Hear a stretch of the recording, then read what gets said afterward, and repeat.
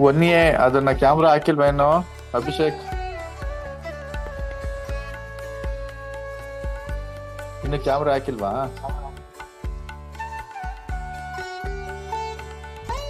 ಒನ್ನಿ Abhishek.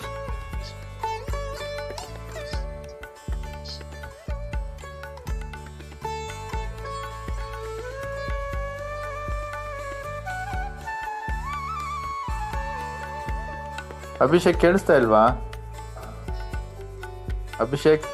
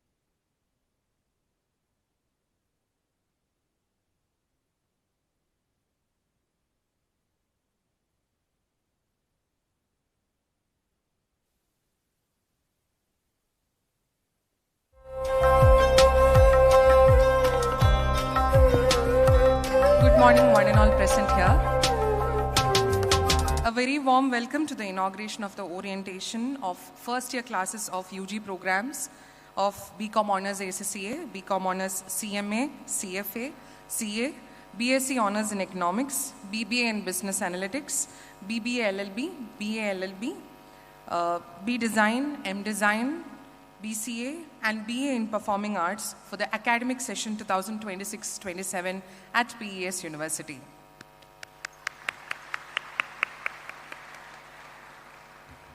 Before we begin the program, we just wanted to know the head count of all the parents and the students of computer applications, design and performing arts who are sitting in this auditorium. I request all those who represent computer applications, design and performing arts, parents as well as students to raise their hands, please. Can I request the faculty members to quickly take a count at all the venues? Please, for 1 minute, if you can keep your hand raised, that would be great. We'll take a quick count. This is because after the inauguration program, all of you will be moving to 1A and 1B respectively. All the computer application parents and students will move to 1A for the orientation, and all the students of design will be moving to 1B auditorium for the orientation. Please keep your hands raised. Thank you so much.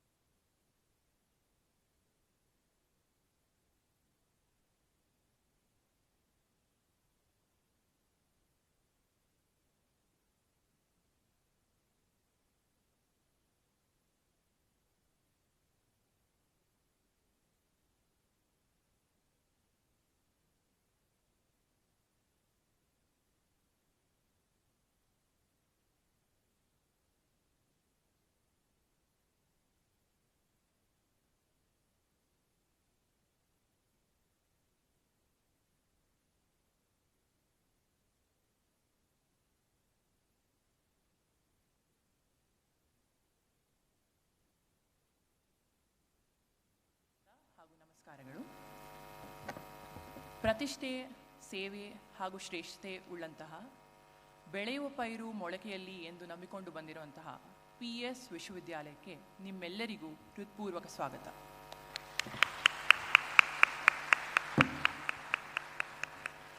ನಮ್ಮಲ್ಲಿ ನೀವೆಲ್ಲರೂ ನಂಬಿಕೆ ಇಟ್ಟು ಬಂದಿರುವಂತಹ ವಿದ್ಯಾರ್ಥಿನಿಯರು, ಪೋಷಕರು, ಅಜ್ಜ ಅಜ್ಜಿಯರು, ಅಣ್ಣ ತಮ್ಮಂದಿರು, ಅಕ್ಕ ತಂಗಿಯರು ಎಲ್ಲರಿಗೂ PES ವಿಶ್ವವಿದ್ಯಾಲಯದಿಂದ ಮತ್ತೊಮ್ಮೆ ಹೃತ್ಪೂರ್ವಕ ಸ್ವಾಗತವನ್ನು ಕೋರುತ್ತಾ ಧನ್ಯವಾದಗಳು.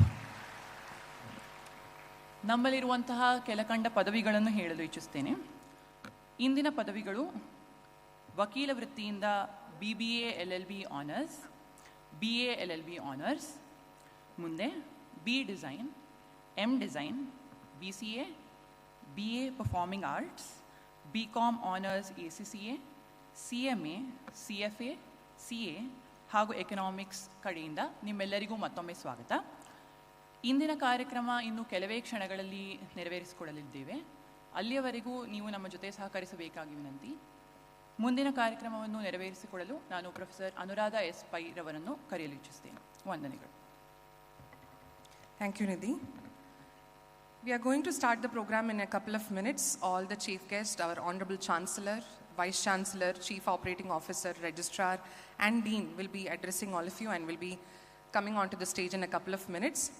A couple of things before we start the program. I request all of you to keep your mobile phones in silent mode or in switch off mode throughout the program so that we can run the program very smoothly without any disturbances. Request all of you not to roam around or move from your seats till the formal function is over. so that we can, all sit and listen. Once the program ends, that's the formal inauguration ends, we'll make announcements for the computer applications and the design and performing arts program for parents as well as students to move out. The faculty members will guide you, so you can quickly move so that we can start with the other programs orientation in the same hall, right? Thank you.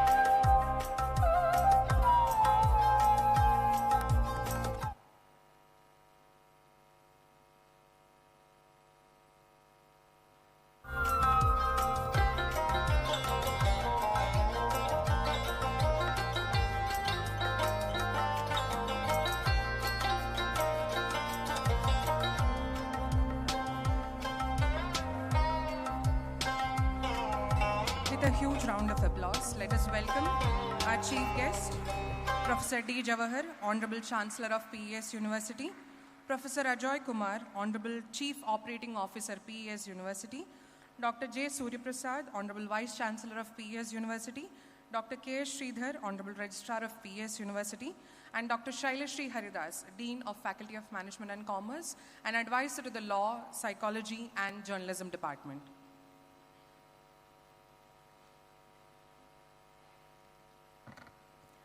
Good morning and a very warm welcome to all of you. Respected faculty, distinguished guests, proud parents, and most importantly, our newest members of the PES family, our students. A very good morning and a very warm welcome to each one of you to PES University. Today marks a special milestone as we formally inaugurate the first year UG programs of BCom Honours with ACCA, BCom Honours with CMA, CFA, CA, BSc Honours in Economics, BA LLB, BBA LLB, BBA in Business Analytics, B Design, M Design, and BA in Performing Arts today here at PES University. Before we begin, let me take a moment to share a little bit about our institution to all of you. PES University's story began in the year 1972 with very humble beginnings when our late founder, Dr. M.R. Doreswamy sir, founded People's Education Society with just over 40 students in a rented gymnasium. From that modest beginning, PES has grown into one of the country's leading teaching and research institutions. Today, home to over 23,000 students across multiple campuses in Karnataka and Andhra Pradesh, offering close to 30 programs across 11 diverse streams. What started as an engineering institute in the heart of the Silicon Valley of India has over 5 decades expanded its vision far and beyond to management, law, economics, journalism, architecture, design, psychology, performing arts, medicine, and life sciences. That expansion is exactly what brings us here today as we welcome our first cohorts of the UG programs today at PES University. Let us now start the formal function by invoking Almighty's blessings. I request Ms. Chinmayi Pradeep, a student of Department of Performing Arts, to render the invocation song.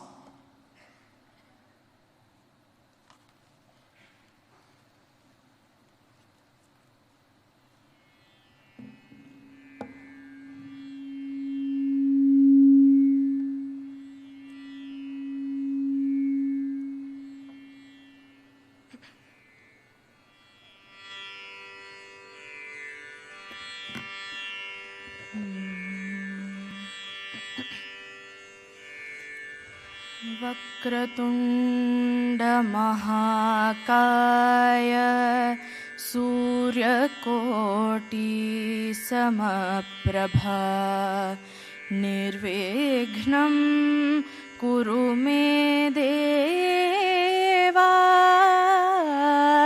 सर्वकार्येषु सर्वदा विश्वाधिपते विद्याधिपते निर्विघ्नाधिपते विजय गणपते विश्वाधिपते विद्याधिपते निर्विघ्नाधिपते विजय गणपते रुद्र अमर गणादिसेवित सुरनर पूजित हर शंकर सुत रुद्र अमर गणादिसेवित सुरनर पूजित हर शंकर सुत विश्वाधिपते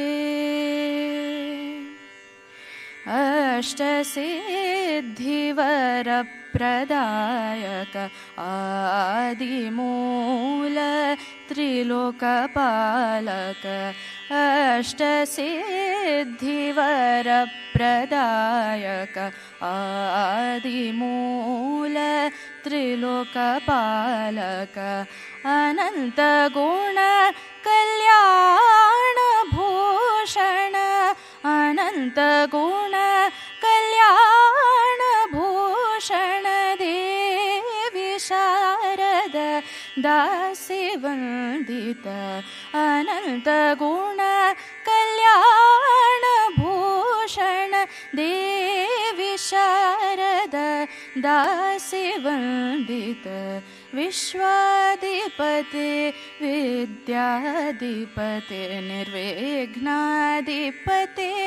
विजय गणपते विजय गणपते विजय गणपते.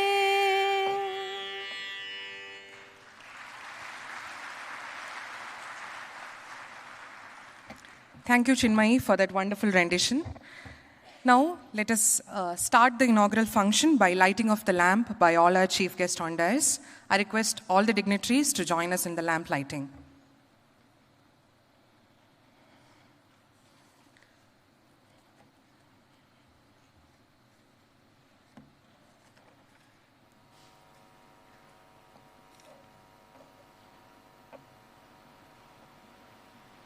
शुभं कुरुत्वं कल्याणम् आरोग्यं धनसम्पदः शुभं कुरुत्वं कल्याणम् आरोग्यं धनसम्पदः शत्रुबुद्धिविनाशाय दीपज्योतिर्नमोऽस्तु ते दीपज्योतिर्नमोऽस्तु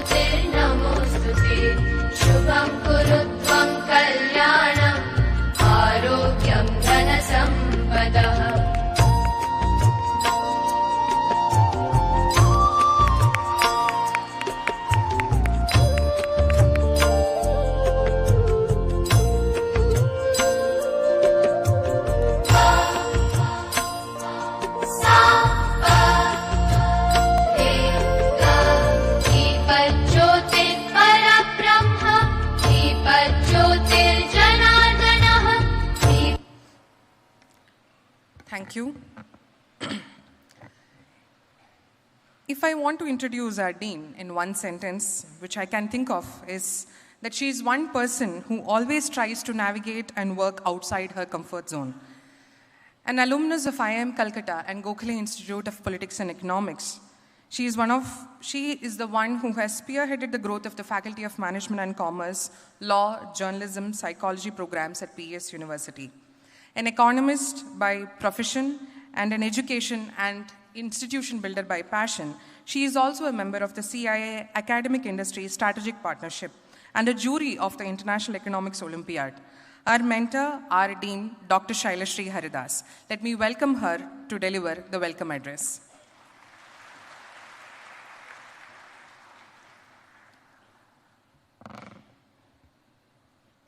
Good morning, one and all. Ellarigu namaskara. Honorable Chancellor Sir, Professor D. Jawahar, Honorable Vice Chancellor Dr. Suryaprasad,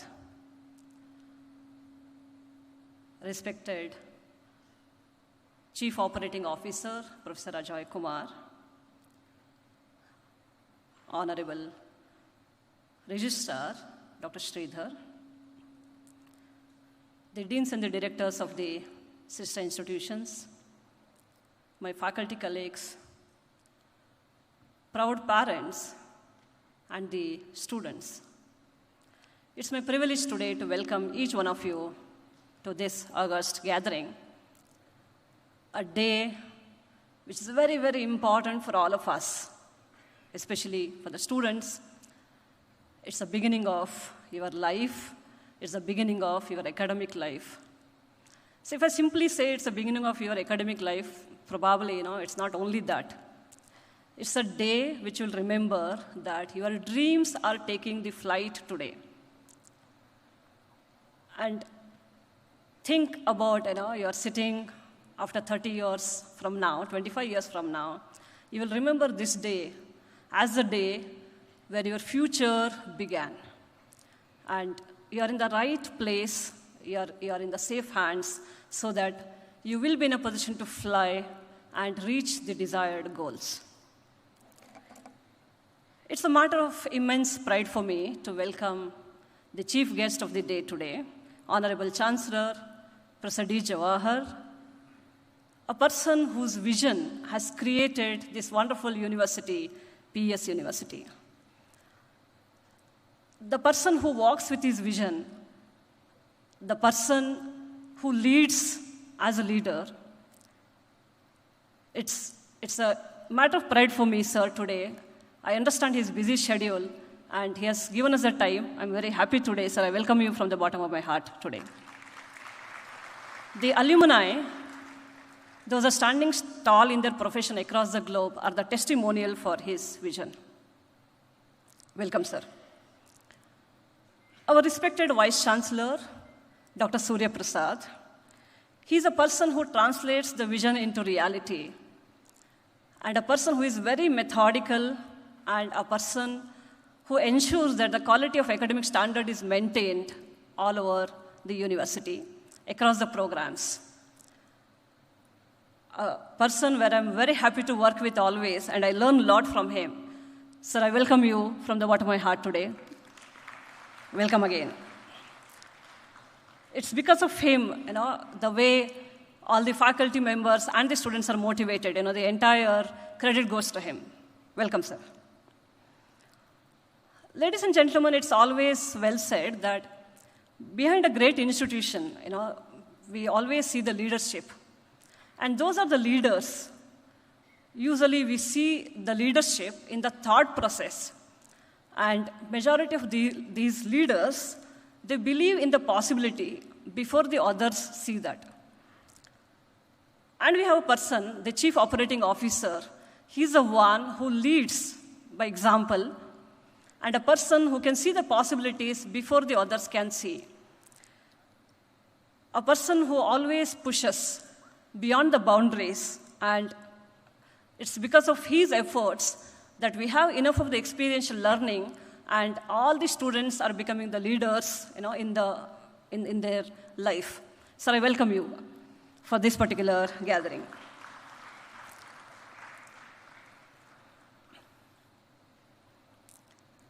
His vision encourages us always, to do a lot of new things. It's my pleasure to welcome the Honorable Registrar of the University, Professor Dr. Sridhar. Whenever, we ask majority of the students, like, why PES, the first thing comes in their mind is placements, right? And he's a person behind it. Please give him a big round of applause for all the efforts which he has taken. And a person who is associated with us for more than 3 decades now.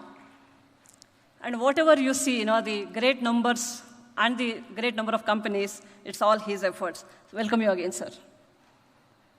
The inauguration program today is happening live in 6 different locations. I mean, here it's happening, it's Opera House we call. And it's also happening live in 6 different locations. We couldn't accommodate all the parents and the students in one particular hall. May I request my technical team to show the other venues also on the screen, if it's possible. Yeah, it's happening in 6 different halls, and some more parents they're outside and they're moving to the hall. I welcome all the parents and the students, those are sitting in the other halls too, as my duty today. This for all the parents, those are sitting here and in all other venues. We definitely understand the compromise and the efforts which you have done, the sacrifice especially you have done to reach this particular destination. And children are absolutely the most valuable assets for us. I understand this as a mother, I understand this as a dean of the program. So when once you have thought about putting your most valuable asset here, I appreciate the faith and the trust you have in the PS University. Children, please understand that it's because of the compromise and the efforts which your parents have taken today. You all are here. Your parents deserve a biggest round of applause today. I wish, the moment you go home today, just tell them thank you. That's the greatest reward which you as a child can give it to the parents. No other parents, they need anything else than that of a simple word of thank you for everything. The children, those are sitting here, all the students, those are sitting here. As I just mentioned earlier, your dreams are taking the flight today. PS is a university for you to bat, not the cricket bat. Of course, we have the best of best sports facilities. I'm sure majority of you are aware of that. You can absolutely play cricket, not a problem. But it's a place for you to bat, a place where we help you to change and to improve your behavior, your attitude, and your thought process. The faculty mentors we have, and all the corporate mentors, those who come to the campus, and we have enough of experiential learning. All this put together will help you to change your thinking, change your thought process. The moment you change your thinking, your attitude changes. The moment you change your attitude, your behavior changes. And if you change these 3 things, I'm sure every corporate will wait for you. It's not that you will excel only in the operational excellence. You will also be successful in building the models. You will also be successful in building the industry further. Always keep a tab on your actions and keep an eye on your bat. I'm sure you will reach the desired goals. I welcome each one of you again for this particular program and welcome you on the portal of PS University. Jai Hind, Jai Bharat.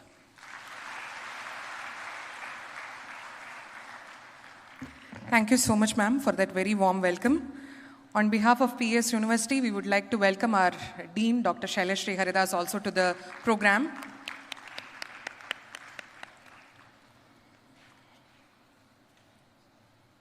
Welcome, ma'am.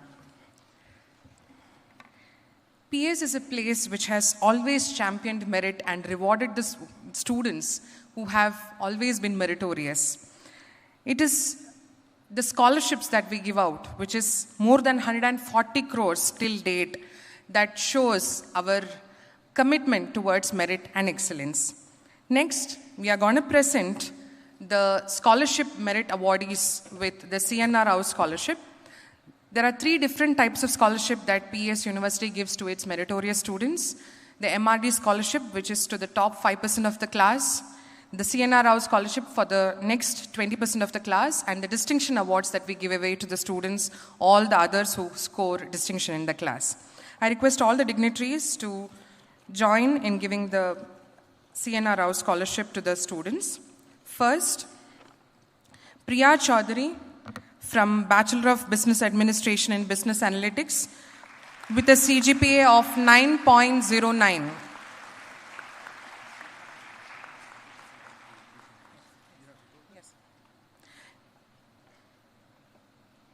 Next is Kshitij Chaturvedi from BA in Performing Arts with a CGPA of 9.55. The CNR Rao scholarship is 40% tuition fee waiver, and all these students are making their parents proud today with this achievement. Next, we have Risa Raymond Joseph from Bachelor of Design with a CGPA of 9.75. A huge round of applause, please, to all these awardees. Next, we have Sanvi Patil from BSc Honours in Economics with a CGPA of 9.42. Congratulations, Sanvi. Next, we have Shlok A. Pawar from BCom Honours in International Accounting and Finance ACCA Embedded Program with a SGPA of 8.92. Congratulations, Shlok. Next, we have Manjushri Sushilendra with an SGPA of 8.96 from BCom Honours in Strategic Finance, the CMA Embedded Program. Congratulations, Manjushri. From BBA LLB Honours, we have Shrestha K with a SGPA of 9.17. Congratulations, Shrestha. And next we have Sai Dyuti KV from BA LLB Honours with an SGPA of 9.17.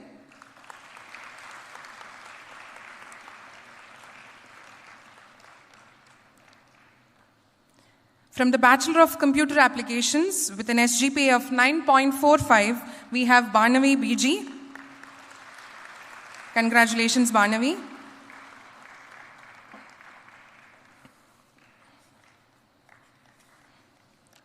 Congratulations once again to all the CNR Rao awardees. I'm sure next batch of inauguration, when it comes in August, some of you who are sitting in different auditoriums today will be on stage to receive, and the parents will be there to see their students get these awards. Dr. J. Suryaprasad is one of the most meticulous planner and academic architect that we have at PES University. An engineer by profession and an educator by passion, he is one of the strongest pillars who help us build all our academic systems in place based on PES values. Before assuming his role as the Vice Chancellor of PES University, he was the Director and Principal of the PES Institute of Technology, EC Campus since 2005. He has also worked for eminent companies such as Motorola in Florida and Cadence Design Systems in California, USA. He is also presented more than 20 research papers across the world and holds 2 important patents to his names. With a huge round of applause, let me welcome Dr. J. Suryaprasad, Honorable Vice Chancellor of PES University, to deliver the address.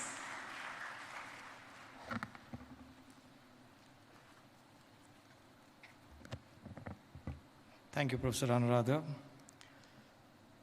A very good morning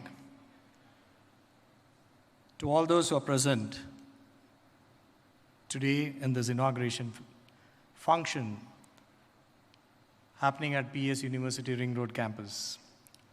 Dignitaries on the dais, Honorable Chancellor of PES University, Professor Jawahar, Chief Operating Officer of PES Institutions, Professor Ajoy Kumar, my colleague and Registrar, Professor K. Sridhar, Dean of FOMC, Faculty of Management and Commerce, and Advisor to a host of other programs that are being offered at PES University, Prof. Shailashree,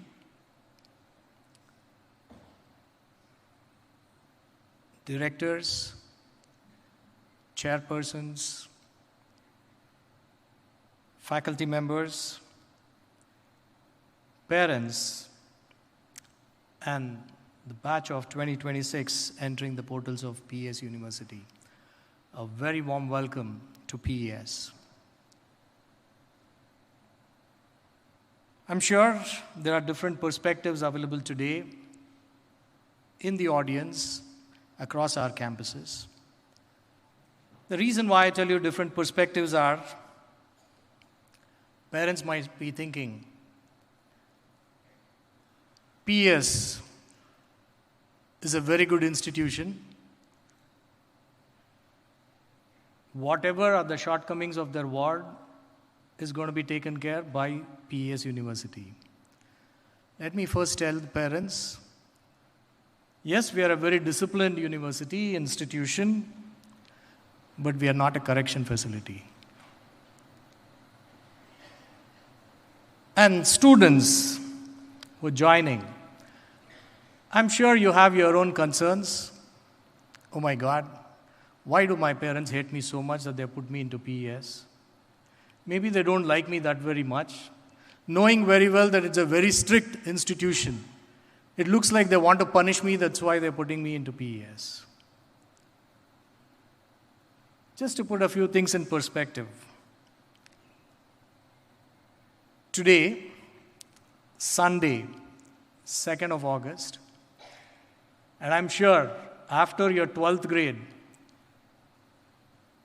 I'm sure a lot of the students present across in PES have never seen sunrise, of course, majority of the days. Forget why only Sundays. I'm sure your parents will be thrilled if they see you out of your room or your bed by noon time itself. And by sunset, if you're going to be out, I think they'll say, okay, it's something normal. But 2nd of August, Sunday, why are we all present here? Not just to welcome you, but all the stakeholders, whether from the university or from your respective departments, parents, students, all are present here with full leisure to ensure that we understand what is PES and what you're also getting into. I can see quite a bit of them yawning here in the crowd. I think it's okay, understandable. All of a sudden, we can't expect you to change your biological clock on a Sunday. Understandable. But when we talk about PES being very strict, what does it actually mean? Very simple. If we have given a timetable and the classes happen according to the timetable, the professor turns up right 5 minutes, 10 minutes before the class starts and is going to be in the class and teaching the subject for which he or she has been assigned. If that is strict, yes, we are strict in that way. And we are very proud to be strict in that way. So parents, what does it mean? If your ward tells there was no class, that's why I'm back home, think twice. They're taking you for a ride. In PES, it doesn't happen that way. I'm not telling you that you monitor your ward each and every minute, what are they doing, and be so-called helicopter parents. But be aware of some of these very fundamental things.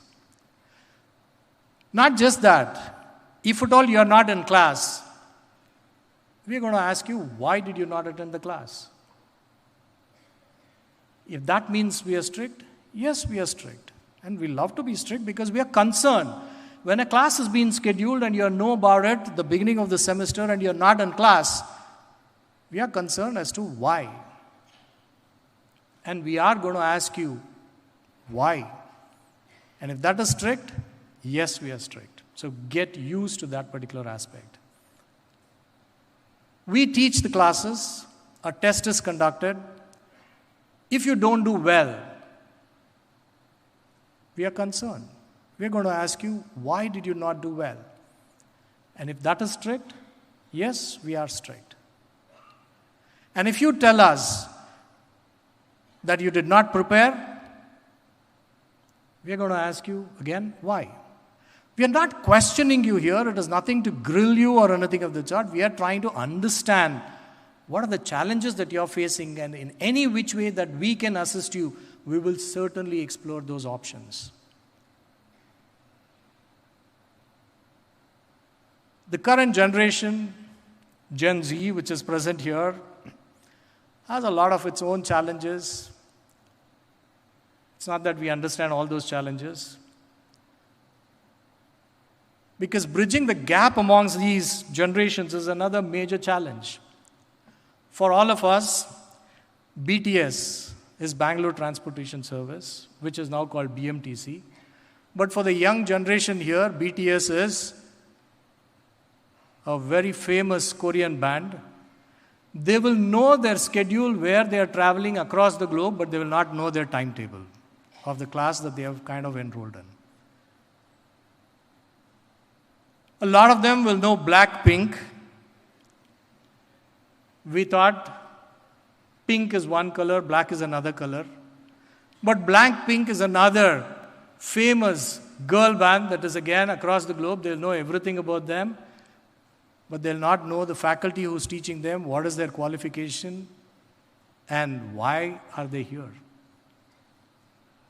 While we understand this, some of the challenges that we also continue to see.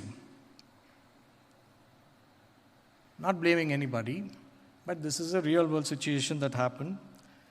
About 15 years back, when I was the principal at PSIT Bangalore South Campus, a mother walked into my office with her ward, telling, "Sir, you tumba chanagi otta idda sir, PUC second year tanka. PS ಗೆ ಬಂದ್ಮೇಲೆ ಅದು ಏನಾಗಿದೆಯೋ ಗೊತ್ತಿಲ್ಲ sir, ಅವನು 60% ಮೇಲೆ ಸ್ಕೋರೇ ಮಾಡ್ತಾ ಇಲ್ಲ." Okay, it's a genuine problem. Is PS something supposed to be giving you a platform to do very well, or are we doing something that is hindering your performance? Then I started talking to the ward, the student. There was a small tiff that was happening inside the house.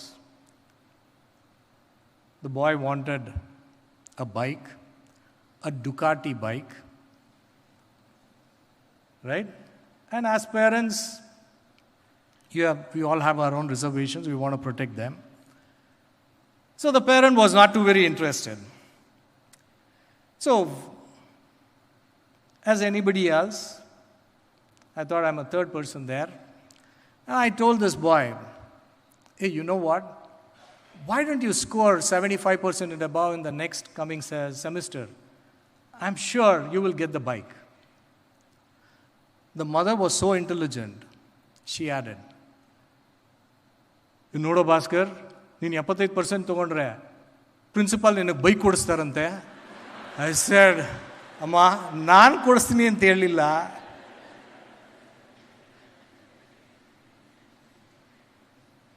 So the challenges continue to be there in terms of how we connect with our students and how we want to do what we want to do.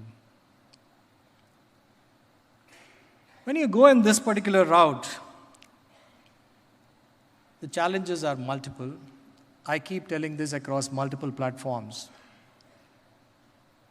The current generation kids do not connect to their parents.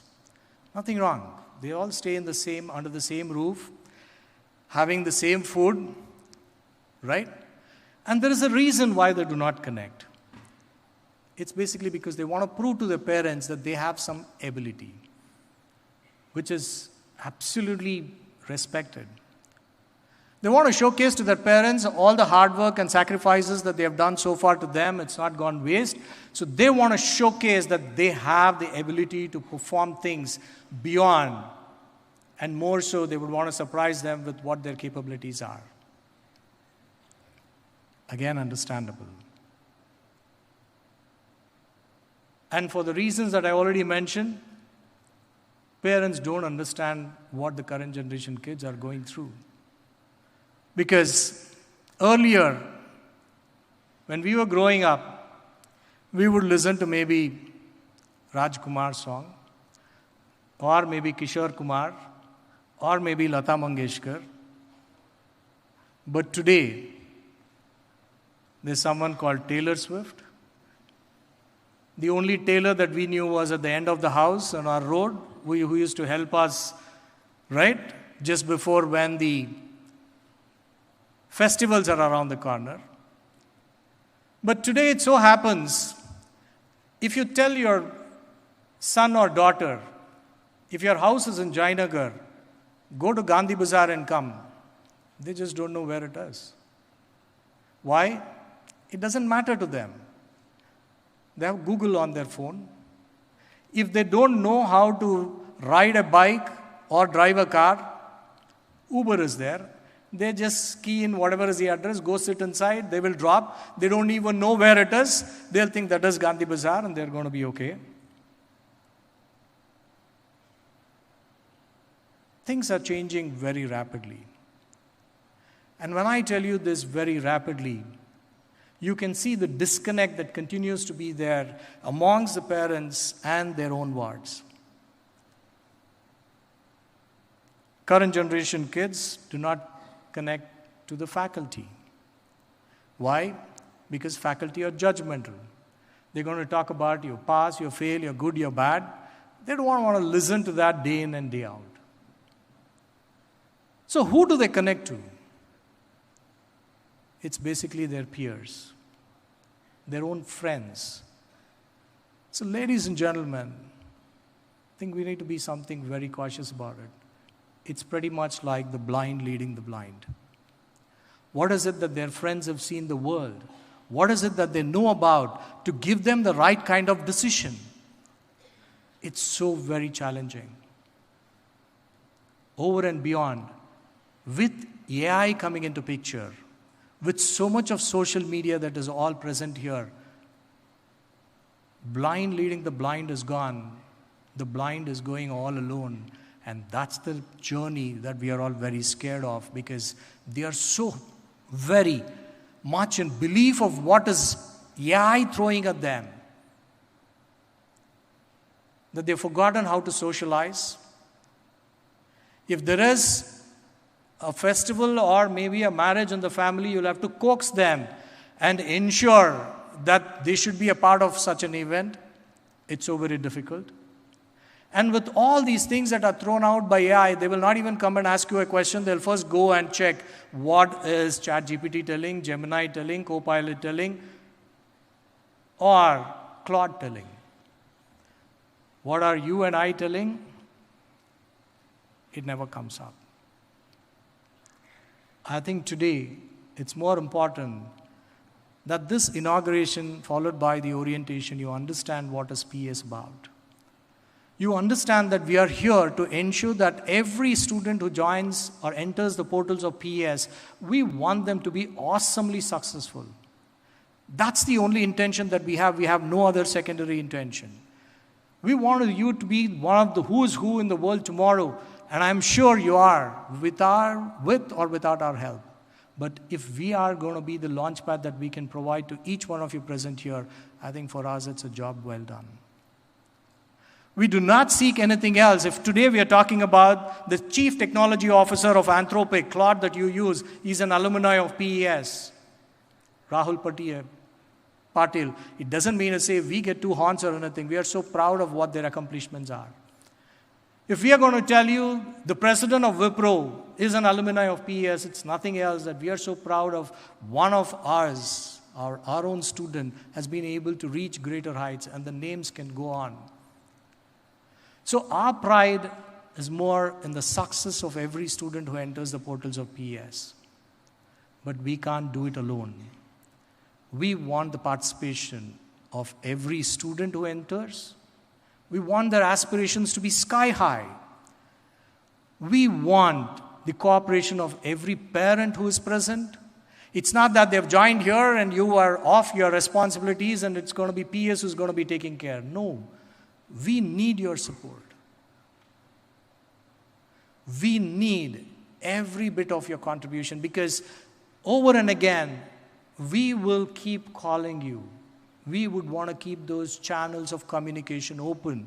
It's not just us and the student, it's we and your ward who would want to be tomorrow's future, not just in Bangalore, not just in Karnataka, not just in India, but globally. That's what our true passion and interest is, and that's what drives PES. And in this journey, you will not like all the things that we do. Please come and talk to us. We are always there, open and listening. And this is true, whether it's going to be parents or students.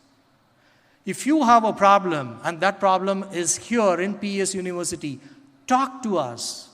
Let us first hear what your concern is, so that we will ensure whatever it takes within our strength to ensure that it is resolved appropriately.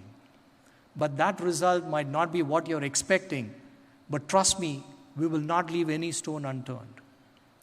The same thing goes to the parents. If you all hear some concern about your ward, please feel free to come and knock on our doors. We are always there listening to you, because we do not have any other intention other than making your wards awesomely successful in future. That's the confidence. That's the trust that we would want to ensure that everybody who joins the portals of PES has on PES itself as a university. So it's important when you're going to hear to this, the inauguration, we can't give you all the sermon in just about 1 or 2 hours.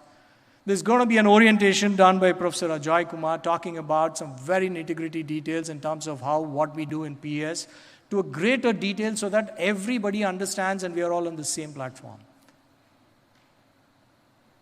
Classes start at 8. Yes, it starts at 8. Not at 8:45 or 8:10 or 8:15. Sir, ಏನು sir ನಮ್ಮ ಮಗು ಒಂದು ಸ್ವಲ್ಪ late ಆಯಿತು, 9 ಗಂಟೆಗೆ main gate close ಮಾಡಿಬಿಟ್ಟಿದ್ದೀರಂತೆ. 8 a.m. in Bangalore, in India, happens only once in a day. If you are in another time zone, not much that we can help you. Isn't it? So let's understand where we are, what we are trying to do, and ensure that this association does not just end up with a degree that's going to be there, but something that you are all going to be proud of, and we are all going to be very proud of. Let the pride of PES be with all of us. God bless us all. Thank you very much, and welcome to PES University once again. Thank you. Thank you so much, sir, for that insightful address and also giving out what is expected out of the students as they join the portals of PES. Next, we are going to felicitate all the MRD scholarship awardees who are receiving a 50% tuition fee waiver for standing top 5% of their classes. I request Honorable Chancellor, Professor D. Jawahar, to kindly give away the MRD scholarships to Manasa K. from Bachelor of Business Administration and Business Analytics with a CGPA of 9.49 is receiving the MRD scholarship for the May 2026 exam. Next, Chinmayi Pradeep from BA in Performing Arts, 9.68 CGPA, is receiving the MRD scholarship this year for the May 2026 examination. Congratulations, Chinmayi. She's the same one who rendered the invocation song today. Congratulations. Next, Kriti Vardhana from Bachelor of Design with a CGPA of 9.73 is eligible for the MRD scholarship this year. Congratulations, Kriti. Neha R from BSc Honours in Economics with a CGPA of 9.54 is receiving the MRD scholarship this year. Congratulations, Neha.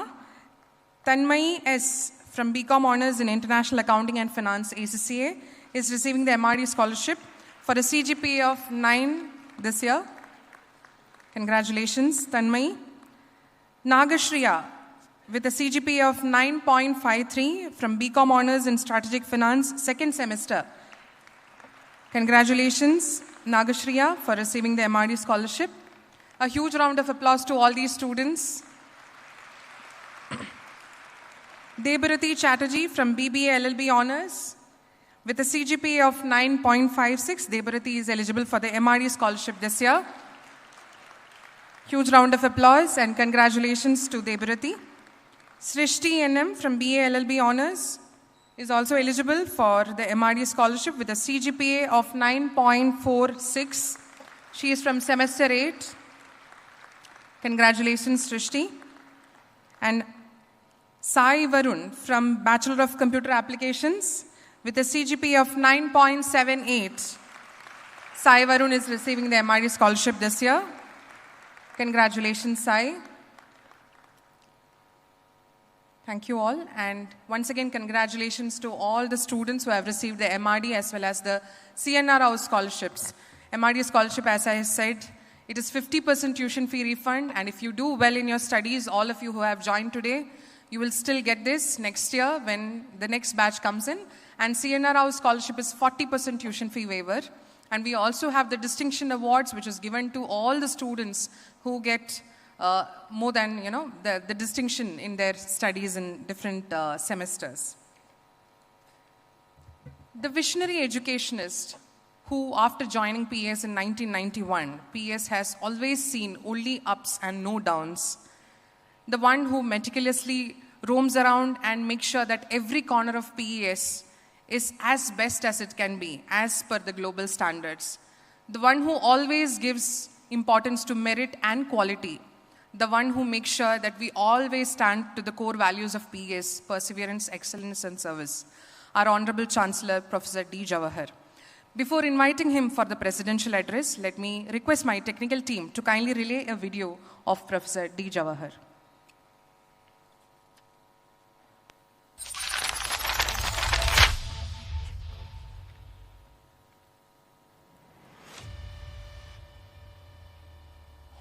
In the heart of Bangalore, at the helm of one of India's most visionary universities, stands a leader who has shaped the future of thousands.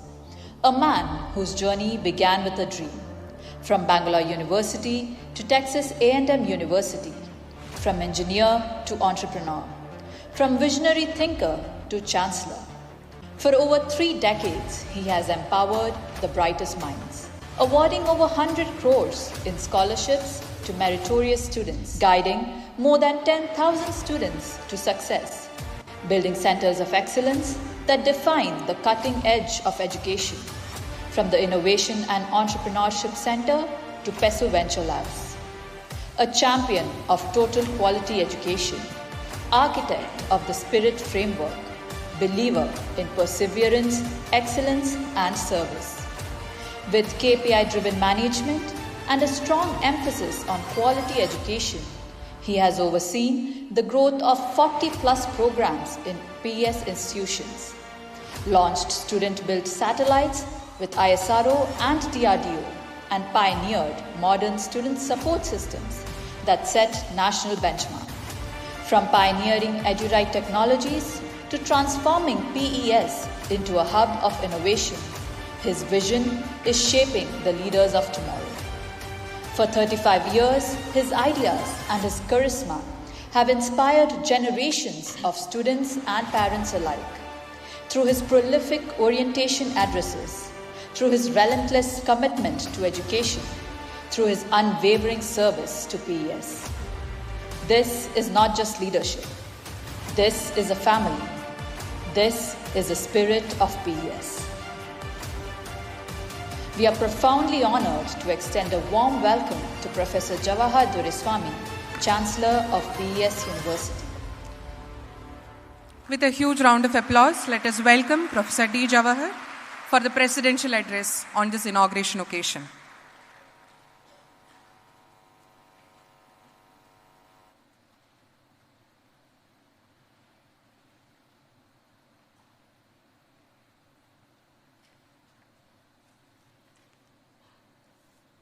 Good morning and welcome to PES. Very often when we look at the PES experience, we kind of acknowledge the people who are normally on the dais and a few other people that we all know who are there in the society who talk about PES and their success in the society. Today, I would like to start my talk with you recognizing a few of the people who have contributed immensely to get to where we are today. Because many a time, we tend to forget the people who have contributed to getting us to where we are. A huge tribute, firstly, goes to my father, the founder of PES, Professor M.R. Doreswamy. But for his commitment and hard work in the initial years, we would have not seen this day. I have been doing these presentations from 1991. So this is my 37th year in which I'm doing an inaugural address for students who are coming into the campus. I've seen how PES has grown from a small institution into so many other avatars before where we are here today. In this journey, a few people I would like to acknowledge, based on their age also, is Professor M.B. Satyanarayana, who is here in our first row.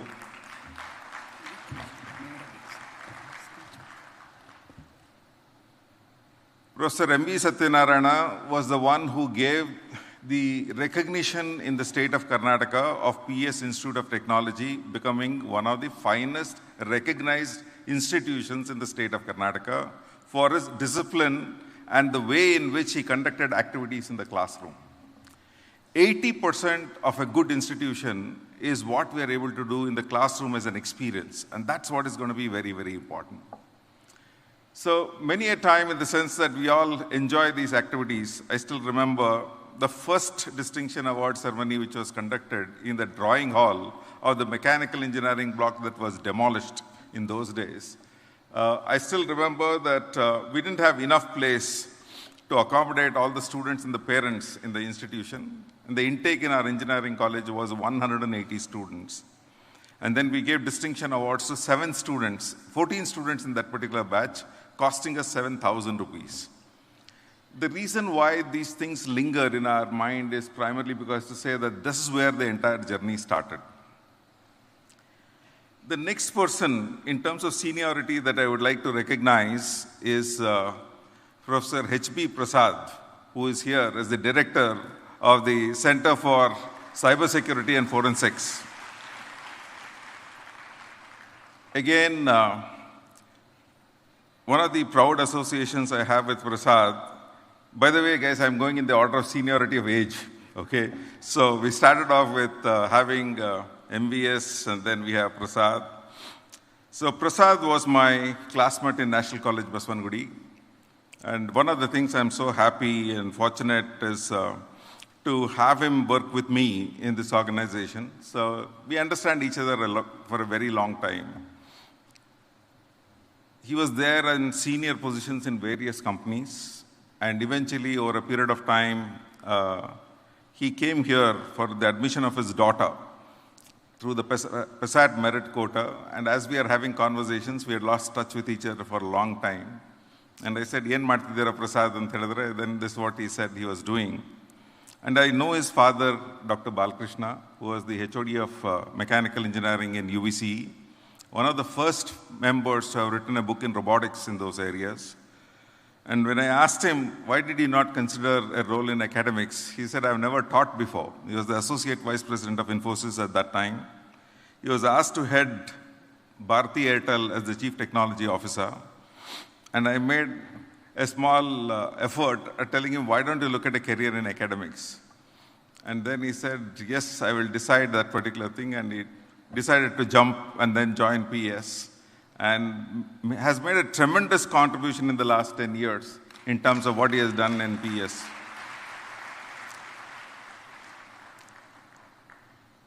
Another friend of mine who is also there in this audience is Professor V. Krishna, the student of, Dean of Student Affairs.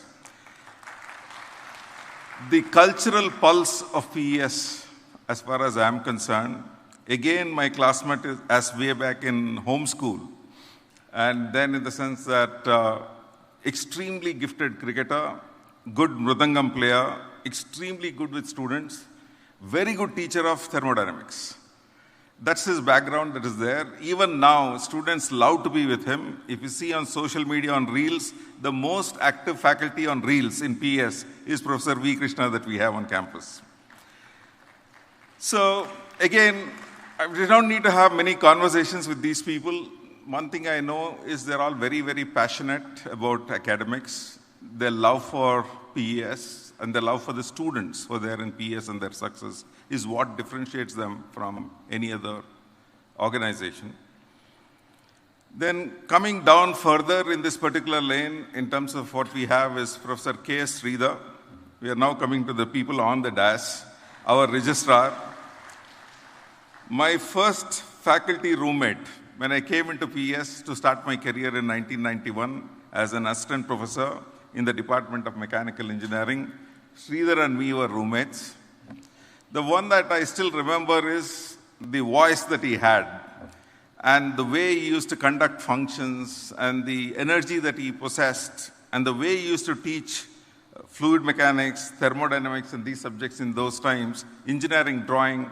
These are all things that he used to teach, and similar subjects is what I used to also teach. A lot of things that I learned from him.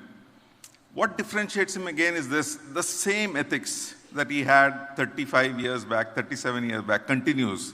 Every single day, whenever he comes to the campus, if he's there on campus, it gives me a lot of confidence that you have somebody like Professor K.S. Sridhar, who's a registrar, who's handling responsibilities for various functions on campus. Going further, we meet our Vice Chancellor, Dr. Suryaprasad. Again, has had a long stint in PES, was there in the US. I still remember I went to the US in 2005 when he was working in California.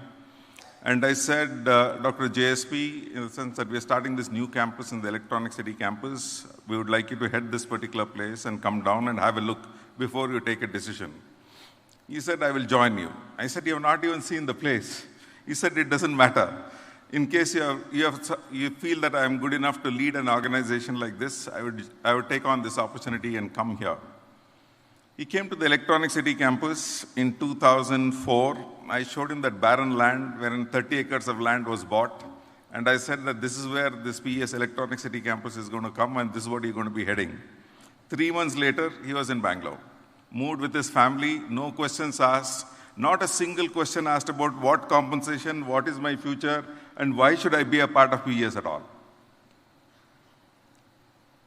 So again, the reason why I'm talking about these people is PES is what it is, not because of 1 or 2 people. There are so many people who have sacrificed whatever their opportunities were to say that they want to make a real contribution to make India a better place.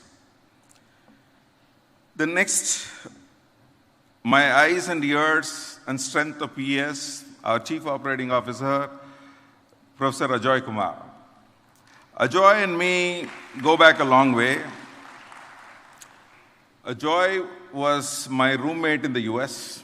We traveled to US together. So he was working in various companies in the US. He wanted to come back very early, but because of other compulsions, he had to stay back. I spent only 2 years in the US. I went in 1989, did my master's, and came back in 1991. When I came back in 1991, in the sense that Ajoy decided to continue, work for Cummins, work for Fannie Mae, work for Goldman Sachs, work for Ernst & Young Technologies as a vice president. And ultimately, the calling was always this, come back and let's do something here to make a better experience for all our students. So he has been here for nearly 20 years now, and in the sense that you can see the impact, this beautiful auditorium that we are enjoying, the nice visuals that you see on campus, there's so many centers for excellence we have on campus. Every single thing has a signature on it. So the seat that you're sitting in, the logo that is there on that particular seat, the levels that are there, the quality of acoustics in this auditorium, everything is thanks to him. The difficulty levels that are there in erecting this particular roof, the stage that is there that is dropping down, every single detail, there is no consultant that I trust. I will trust if it's Ajoy who is delivering the solution, I don't even go to the site. That's the kind of person that he is. That's so important to us. Then another person that is there who's not on the stage in the same age group wise is Chitra, the head of the design program. A fantastic human being. The reason why I say that is sometimes a few memories will be there in your head. Very recently, we had the convocation program here in our campus. And as usual, when you have 5,500 people who are going to be graduating, 13,000 students on campus, it's not all possible to do everything in this place. It happens in multiple locations. And they said that previous week, I'd gone to the design school, and I said for design and architecture, we can do the graduation there itself, in that corridor. So I was very curious. I went out and then had a look at how exactly the convocation is being done by giving the awards out for the design and architecture students. One of the things that was a memory for me was the affection with which she was giving out the certificates to every single student who was coming out of the program. That is what is real commitment. The care, the affection that was there for every student who's going to be graduating from the institution, sincerely from the heart, that leaves a mark on you in terms of trying to say, what are the kinds of people that you are working with in the organization? And then, last but not the least, the champion of today's program, Dr. Shailashree Haridas, though one of the newer entries to our institution when compared to other people who are already there, the impact that she has left on running a non-engineering division as the dean for all programs that are there is fantastic. The first person in the campus and the last person out of campus. Day in and day out. It doesn't matter whether it is a Saturday or a Sunday. And as far as I know, I think she thinks about the institution all the time. It doesn't really matter whether she is working or not working, in the sense that whether at home, whatever are the issues that are there, she has persuaded me to make sure, sir, there are too many students for this particular program. There are 2 batches of students that I need to work with. You have to be there for both the function in the morning and the afternoon. She has at least sent me 4 mails to confirm that I'm going to be coming in. I'm just saying, it is my institution. Why will I not come? I mean, since I would love to come, there is no problem at all. But insisting on wanting it to happen because she wants to make sure that the messaging is right.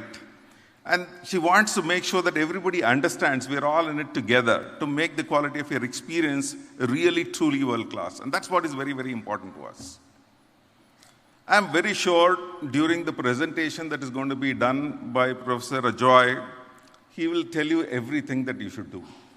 Everything that you should do. Lots of things, how to do it, how to go about it, what are the ways we measure, how do you become successful. All these things are going to be shared. I used to do this orientation for a very, very long time. Then I told, after I do the orientation, none of the students liked me. So I said, I don't want to do things that students don't get to like, so I left the responsibility to Ajoy now. So I will only talk about the nice things that students like to hear. And then try and see then if I can give a message which is going to be more meaningful, because you have joined the portals of PS with a lot of hope and affection. Yes, PS was known for discipline and dedication. That's what I said, was known for discipline and results, placements, results and placements. But over a period of time, we are just not as strict. Primarily because I don't think our students nowadays can handle that particular thing. The amount of restrictions that we're putting on them and all those things don't seem to be working.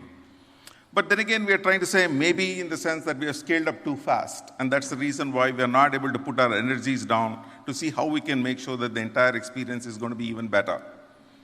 So we put an effort to try and focus on, can we orient our students more towards the goal of why they are there in PS and what are the program objectives that they are going to be getting into their system. So let's try and see this. There are students who have joined PS for some master's programs that are 2 years, some 3-year bachelor's program, from 4 years honors program. All of you are joining the portals of PS. Some will graduate 2 years from now, some will 3 years from now, and some will 4 years from now, they're going to be graduating. Firstly, we need to have in our vocabulary a new thing that we are talking about, what we call as graduating outcomes. What should happen to you by the time you complete your term in the university? So first thing that we look at is, we look at probably in the sense that You have to study well. Of course, in case you want to have good outcomes, you have to study well. Then the second thing, your study should result in good outcomes, which means the results have got to be good.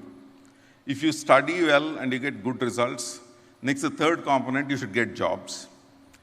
If you get jobs that are there, then also you want to get good quality jobs. Not any job is not going to be adequate for you. How to get good quality jobs? If you don't get a job, if you desire to do higher studies, is the background of the information that has been passed on to you good enough for you to get admission into higher education institutions of repute? That's your fourth thing. The fifth thing that you can always look at is, well, if I were to become an entrepreneur, will the skill set that I've got in the university make me an entrepreneur?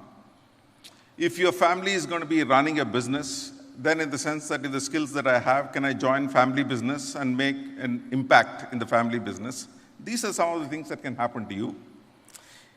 The next seventh thing that can happen to you, I don't really wish. You have failed miserably. Nothing has happened to you at all. That outcome has happened today only. Without doing anything at all, the seventh result is already accomplished. Anything that you do from here, the other 6 results are going to be possible. So let's start off with what are the things that we need to do? Because quite often parents are going to be saying, sir, tell us a few simple things, because nowadays people can't remember too many things also. Few simple things that I can do by which I can do well in PES. So here is one simple thing that you can all do to do well in PES. What is that simple thing that you can do in PES? Study for 3 hours a day at home, outside the classroom. Classroom is fine. 3 hours a day on a working day, and 4.5 hours a day on a holiday. So we work for 5 days in a week only. So 3 hours a day for 5 days is going to be not much, 15 hours. 4.5 hours a day for 2 other days is going to be another 9 hours. 15 plus 9 is 24 hours. In a week, I am saying study at home for 24 hours. Because nowadays students will say, sir, today I didn't have the mood, I didn't study for 3 hours, I will study makeup in the next day. Okay, fine, that's also okay. Sir, I did not study for 2 days, I will make up on Saturday and Sunday, it is still okay. And that's the reason why instead of telling you that cut and dry that you have to do this on every single day, we have given you a window to say study for 24 hours a week. Whenever I've asked students, have you studied 24 hours a week? They always say that they'll always study for 24 hours a week during examinations. When there are no tests and examinations, for them to study 24 hours a week is very, very tough. So that's how we are going to making a small differentiation here to try and say everybody in the world studies during examinations. PES students should study every week, thinking that every week there is an examination. There should be an attitudinal shift that is going to be there to say that I'm going to study every single day. That's going to be the one key differentiator between you and your competitor who's going to be coming out from any other place in the world. It doesn't matter. Your competitor could be in some other country. It doesn't matter. All that I'm trying to say is we have planned something very good for you. Please make sure that you start studying 24 hours. At the end of 24 hours, when your first ISA results are going to be coming in, don't get perturbed. You look at your results and you say, okay, I got good results. Some of them will have above average results. Some of them will have average results. And some of you will have below average results. No anxiety. So you first need to ask your question then to say, did you get those results after studying 24 hours or not? If the answer is no, then in the sense that you can't blame it on the results. You got to say, first I have to do that 24 hours and then I have to see what is the outcome of that particular effort. Now, let us say that you have studied 24 hours and your results are average. Then you say, I have to improve my performance. So 24 hours is not enough. I got to step it up. I got to push it up to 30 hours. You decide later on to say that how much more effort that you need to put based upon where do you want to be there in the class. The first 2 aspects of which is basically just effort and outcome. If the outcome is not meeting your expectations, you have to put in more effort. That's all that you are talking about. No magic sauce here. Once these 2 things are very well established, you go to the next stage. Whenever companies are going to come for recruitment in the campus, they are going to be always looking at trying to say, I want to hire the best students in your class. Who are the best students in your class? The best students in your class are the ones who get these scholarships. The top 5% of the class, there are today close to around 3,000 students who are joining various programs. That's what I was told. Out of the 3,000, no, not the students. Students is around 1,600 students. Yeah. So what happens here is roughly around 25% of around 1,600 students, around 400 students will receive some scholarship or the other. 5% of them are going to be getting MRD scholarship, which is 50% of the fees that you have paid will be given to a scholarship along with the certificate. The next 20% of them will get 40% of their fees back as scholarship, which is substantial. Now, you need to understand this. Which is the first demonstration that you are going to be giving to your parents, that in the sense that you already started learning? This is the first demonstration. While you study, if you are there in the top 25% of the class, you will get 50% of your fees back or 40% of your fees back. You don't need to wait for 3 or 4 or 5 years for you to start earning. If 1 in 4 of you is going to be getting that particular recognition, what is the effort that you are putting to be in 1 in 4 in your class? It's not 1, it's not 2, it's not 10. It is 25% of the students in the class get the scholarships. Very recently, we had an expert who had come to our campus, and I told him, sir, we give last year, the total amount of scholarship that was given in PES was 40 crore plus rupees. So he didn't understand. He said, is it in the last 35 years? He said, no, sir. Last year, the amount of scholarship that was given to students in PES is 40 crores and above. And in your batch, the scholarships that's going to be given is more than 45 crores. It is there in our balance sheet. There is no institution in India which gives more merit scholarships than PES University. No institution in India. That is something that we all should take pride in. This is a significant amount of contribution that we are committing. And our merit scholarship, there is no reservations. 100% of the merit scholarship is purely based on merit, not based on means at all. In this world, talking about these kind of things is unheard of. And we have been doing it not once, we have been doing it for every single year, ever since we became a university in 2014. And that is what is very, very important. That is the high that you should go out with to say, you are a part of PES means this is the kind of culture that we have in PES. The amount of stipends that are going to be given to students in their final year programs is something that no other institution offers. We said, yes, recognition of merit is very, very important. So when you finish your first stage of studying well and then getting good results, recognizing that particular good results is also the responsibility of PES. And that's the reason why we recognize it. When we recognize that merit, then automatically your resume is going to look better. Apart from the work that you know, the recognitions will say that you are a responsible student getting all the awards that are there in the institution itself.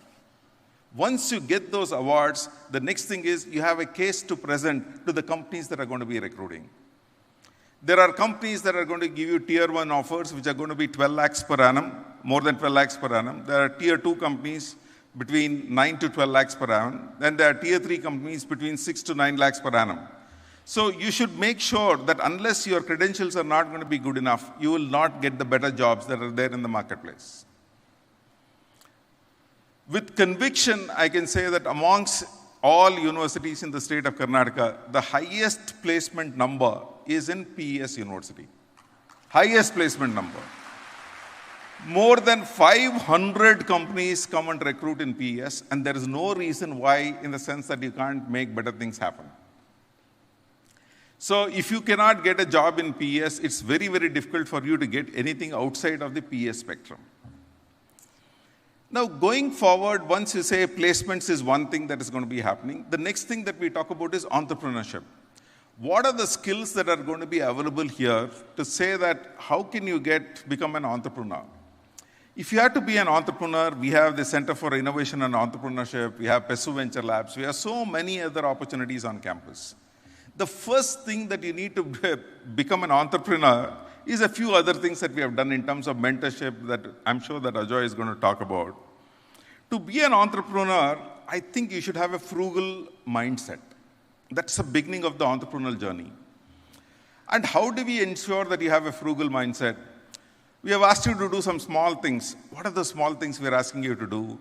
Most of you are already 18 years, or almost 99% of you are 18 years old. Anywhere else in the world, when you turn 18, when you go outside in the marketplace, they don't keep you at home. You have to go outside, stay on your own, take loan from the bank, pay for your higher education, and then in the sense that pay out the loan. Most students in the US universities, by the time they finish their undergraduate program, will have a minimum loan of around $200,000.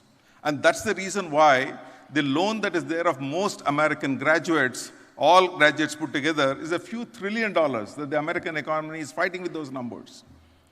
So what we are trying to see out here is how exactly your parents are so kind.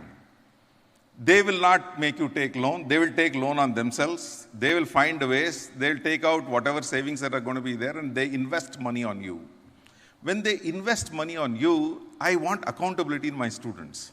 Students of PS should say, after 18, all money spent by my parents on me is loan. All money spent by my parents on me should be deemed loan. And in a book, you need to write down where the mentors will ask you a question, how much do you owe your parents? Some of our children are very, very good. They'll say, I owe everything to my parents, but they'll not put a number to it. I want you to put a number to it now, okay? All other love is all fine, but we want to put a number to it.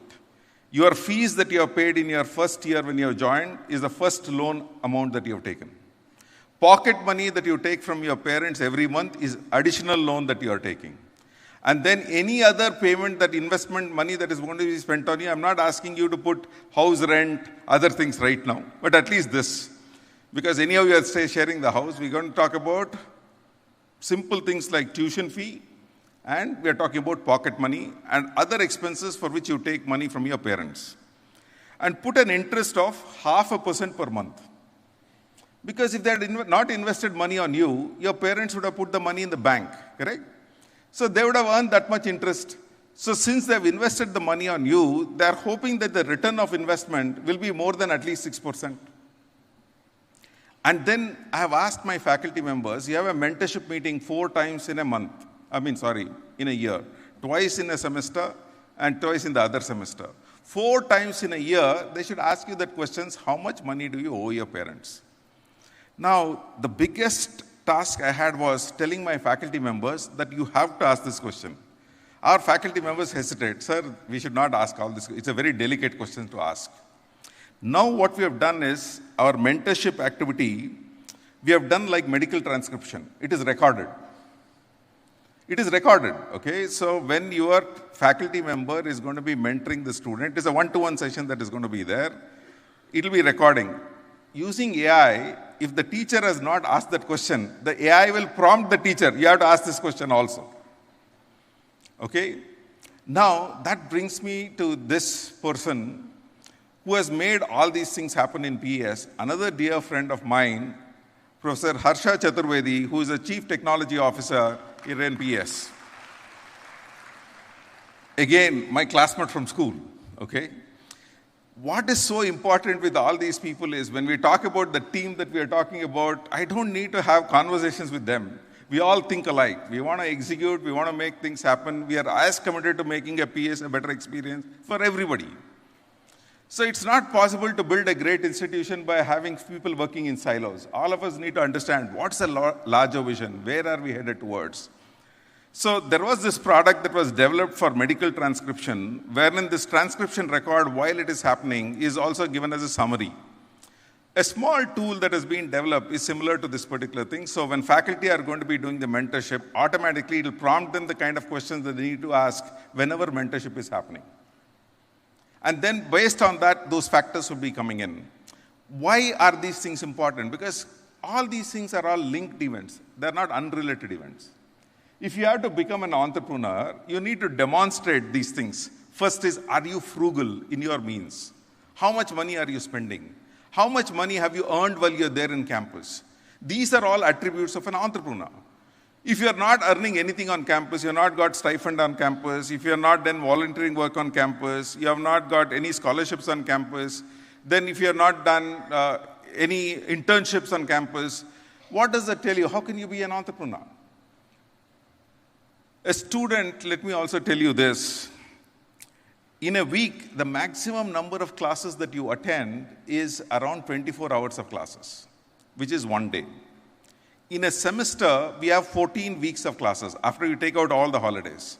That means 14 days. In 2 semesters put together, 14 days plus 14 days is 28 days. Your exams and tests is 15 days plus 15 days, 30 days. 30 days plus 28 days, if you talk about that particular thing, 28 is going to be 28 plus 28 plus 30 is 56 plus 30, 96 days. 96 days out of 86 days out of 365 days. So that is roughly around 10% of the time we engage with you. 90% of the time there is zero engagement. All learning happens outside the classroom. That's what I keep telling people.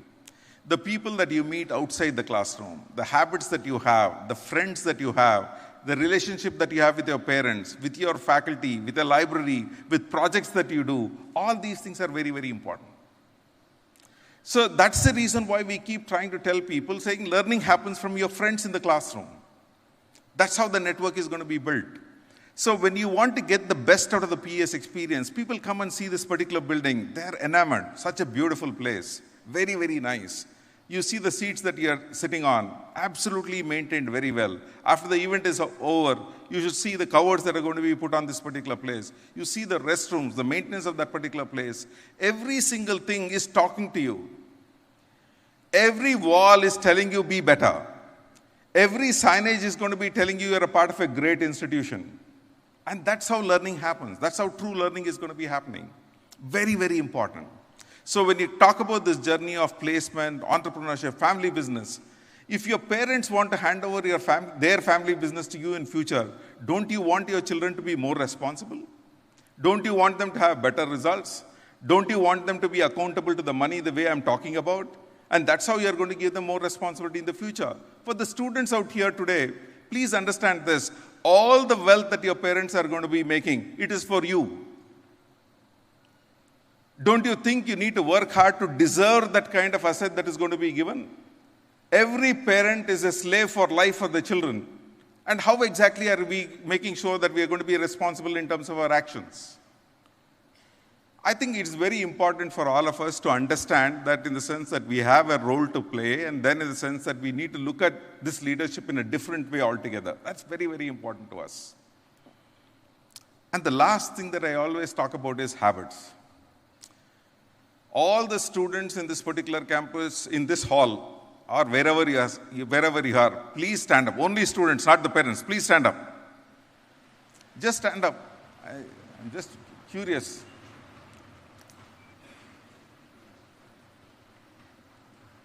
So there are 3 habits that I have a problem with. 1 is smoking, 2, drinking, alcohol, okay, and doing drugs. These 3 things. If any of you have habits of that kind, please raise your hands. Look at this. I asked a simple question. All parents are here. I have asked this question in front of you. All these students here, not a single student has put their hand up saying that they smoke, drink, or do drugs. Correct? Correct. So now, I will ask you another promise that you need to make to me. Until you earn your own salary, you will not smoke, drink, or do drugs. You say, I promise. Say this, I promise. I promise. I will not smoke. I will not drink alcohol, nor do drugs, at least until I earn my own salary. Agreed? Dear parents, all these people have said that. So make sure that they follow it. Please sit down. The ones who want to come and claim that they're smoking, they can talk to me after the session is over. See, the reason I'm trying to say is, if you don't have these habits, you can lead a very good quality life. You won't need as much money. And when I tell you not to do these things, I do it from a position of trying to say, I don't smoke, I don't drink, I don't do drugs. And that's the reason with conviction, I can tell you, please don't do this. Your quality of life is going to be very good if you don't do this.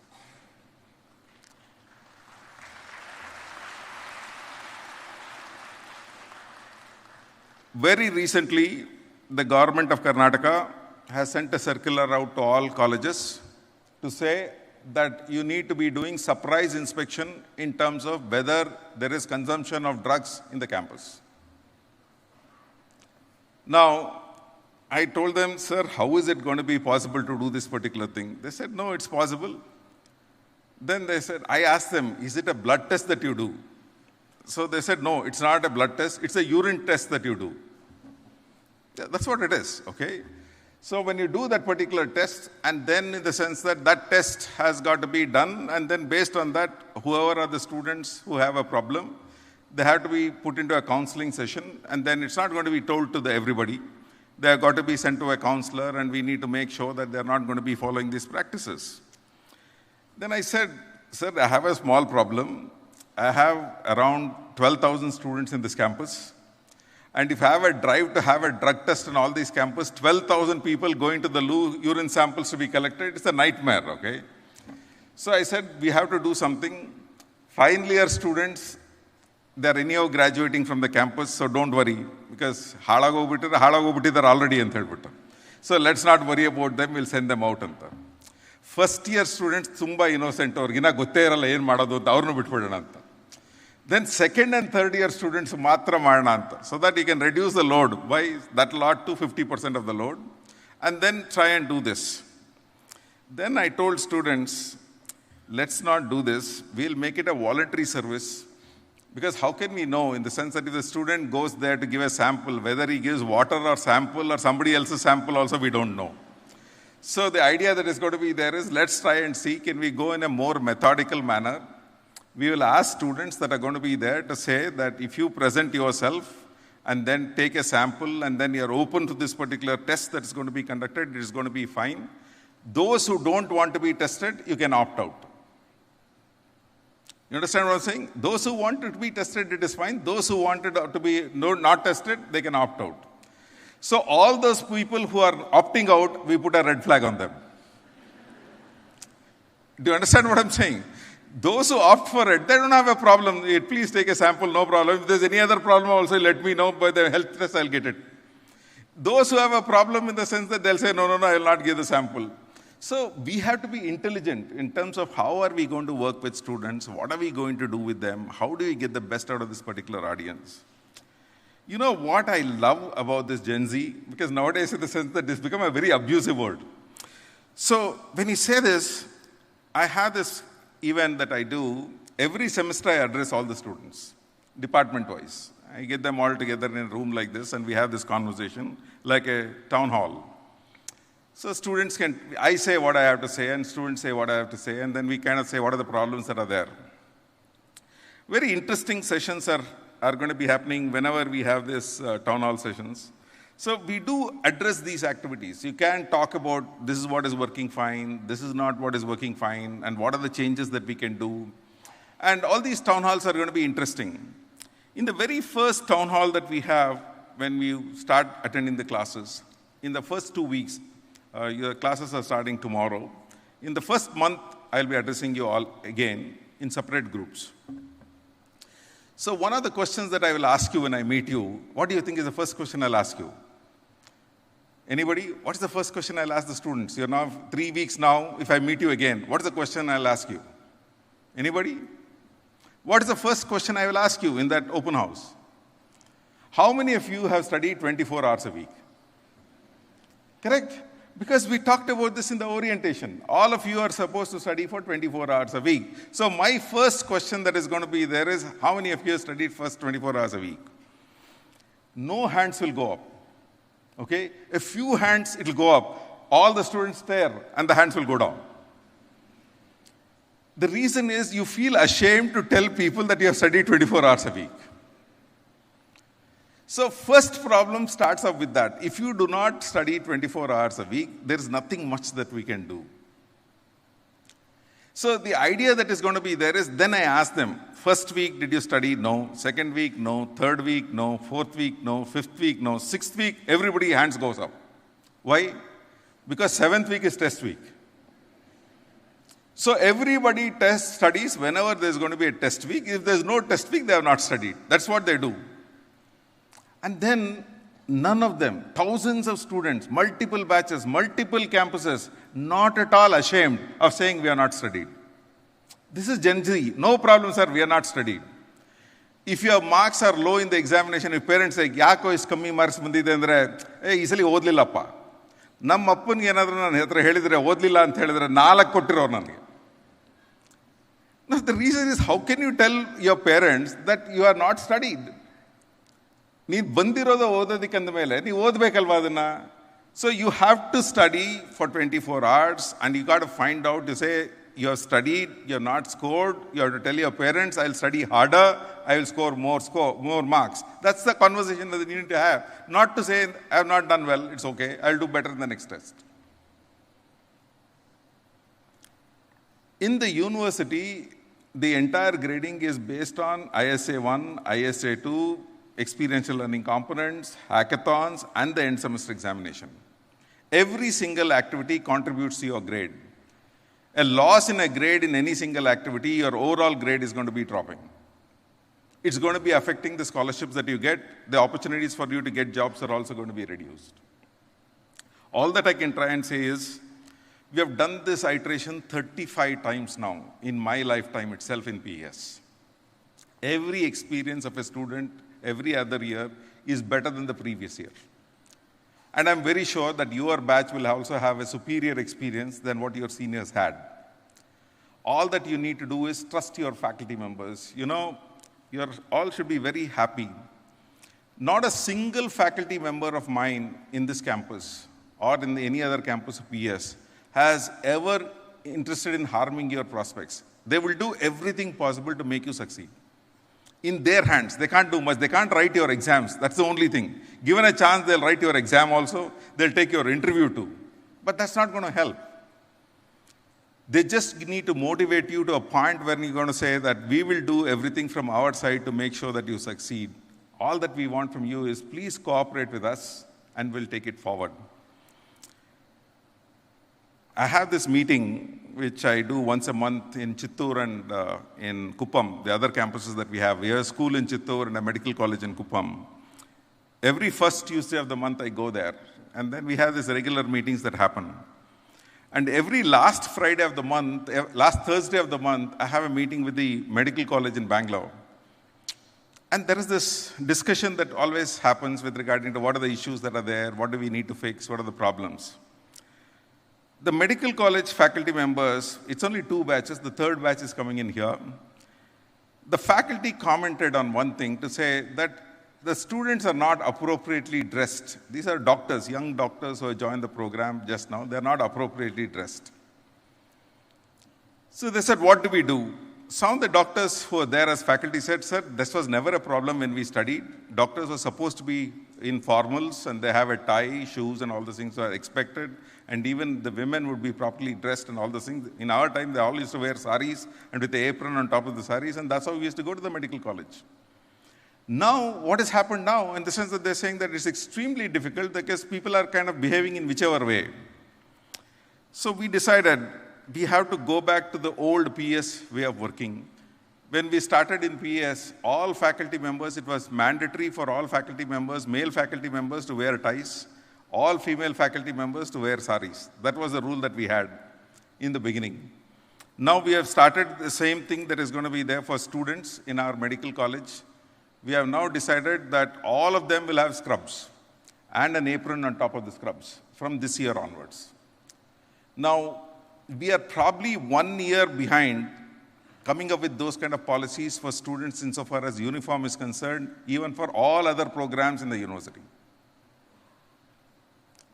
The reason is, what is appropriately dressed? These are conversations people don't want to have. And then somehow or the other, I have a small request to all the parents who are assembled here today. Please see your ward going out of the house in the morning, and then in the sense that make sure that he or she is appropriately dressed. Do not have any issues that is there, because we are going to be putting certain protocol in place. So once they come into the campus, in the sense that this is not going to be done. They can't dress in a particular manner. We have mentors that are available for every 20 students. If a student is inappropriately dressed, we will warn the student through the mentor. Not everybody is going to be warning the student. We will just make sure that the student is going to be warned through the mentor, saying that that is inappropriate. And we want faculty, the parents to cooperate.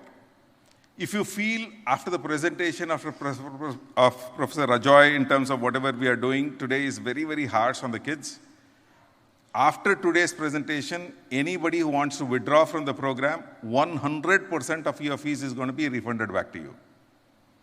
There is no compulsion on any student to say that you have to study in PES only. No. PES is going to be tightening the screws further to make sure the quality of students' experience is going to be improving. In that process, all our collective wisdom will take those decisions that we will enforce. We request all the parents and the students to cooperate with all those decisions. Students saying that, sir, you have allowed your seniors to do this, why are you doing it to our batch? Don't worry, your seniors are going to be treated differently, you are going to be treated differently.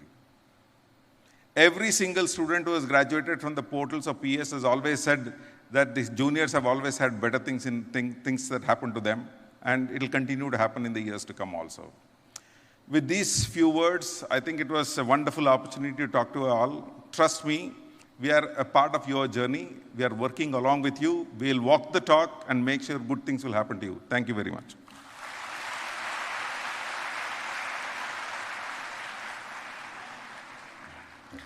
Thank you so much, sir, for that inspiring address.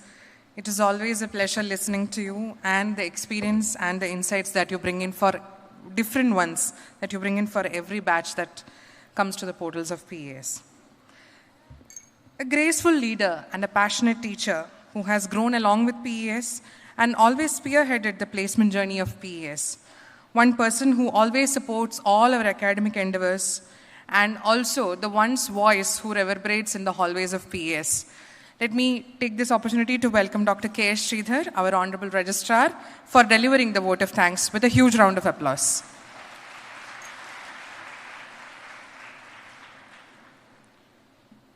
Good morning to one and all present here.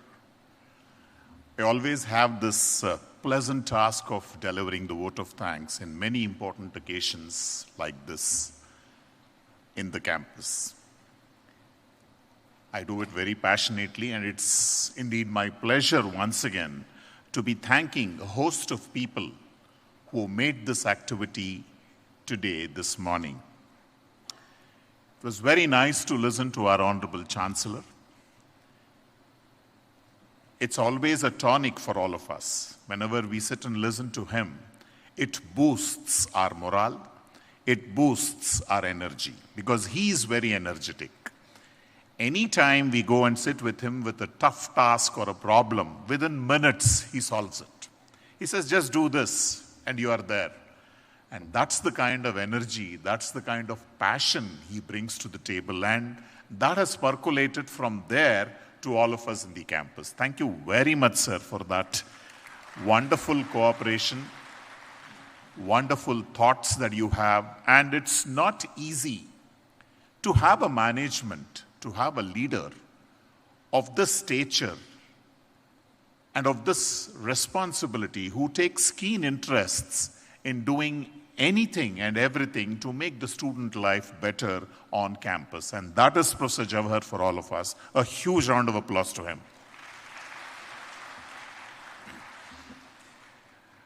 Sir, thank you for all the good words that you spoke about all the people who have remained with the university. I always keep telling my friends and colleagues, there is a saying in Kannada, Idu namma mane, allirodu summane. So we always feel that PS is a home away from home. We strongly miss PS if we are not there for a day or two more than what we are not supposed to be away from. And that's the kind of environment that we have at PS, and that has what brought all of us to this particular stage today. I joined as a fresh graduate way back in 1990, and I have come all the way till here, growing with the institution, enjoying being in the institution, doing whatever little I can to the institution's growth. Thank you very much, sir, for your kind words, and we assure you that we will continue to do whatever we have been doing going ahead in the interest of the university and in the interest of the students as well. I would like to thank our Honorable Vice Chancellor, Dr. J. Suryaprasad. Having known Dr. Suryaprasad for over 30 years, we have worked together. It's a huge pleasure talking to him and working with him. He ensures that he gives the much needed time to all of us to make sure that things happen in the right earnest. Sir, thank you very much for your kind presence in today's event. All the wonderful things which Chancellor has already told you that we see on the campus is one person who always wants to stay behind the scenes, and he's none other than our Chief Operating Officer, Professor Ajoy Kumar. Thank you, Professor Ajoy, for all the wonderful things that you've been doing to all of us here, and it's a huge pleasure working with you and talking to you anytime. Dr. Shailashree Haridas, we never felt she has been a new entrant to PS. Because from day one that she took over the reins of being the Dean of the Faculty of Management and Commerce, she has been thriving to ensure that these programs get that much needed recognition in the university amongst students and parents. Comes with a lot of energy, passion, enthusiasm, and it's a huge pleasure having her on the days and working with all of you to make things happen in the Department of FOMC. Thank you, Madam, for your kind presence today. I recognize the presence of Professor M.V. Satyanarayana. We always treat him as our guru because we have had very good opportunities of working under him. We continue to work under him. We continue to know from him. And if there is the aura in the campus today in terms of discipline, I think huge thanks to Professor M.V. Satyanarayana for instilling it not just in the students, even in the faculty per se. Thank you very much, sir. Nice having you with us today. Thanks for being there. I would also like to thank the various deans, directors, chairpersons, faculty colleagues across PS campuses who have been very, very cooperative, who have been working very hard to make things happen at campus. It's from my bottom of my heart, I would like to thank all of them. Please give them a huge round of applause.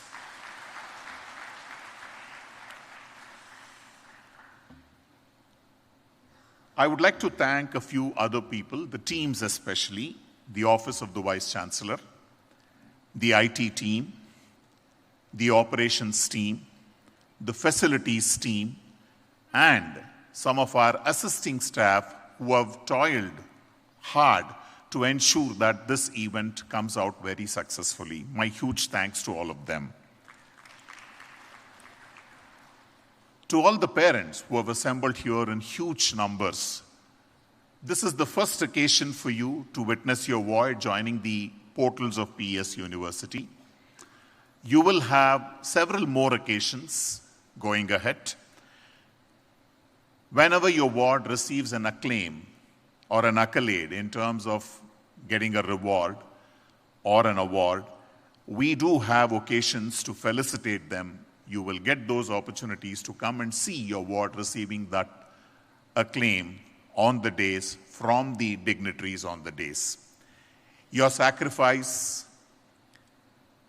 your enthusiasm, your patronage to your wards have come a long way to bring them here today. I know that many parents want to put their kids here.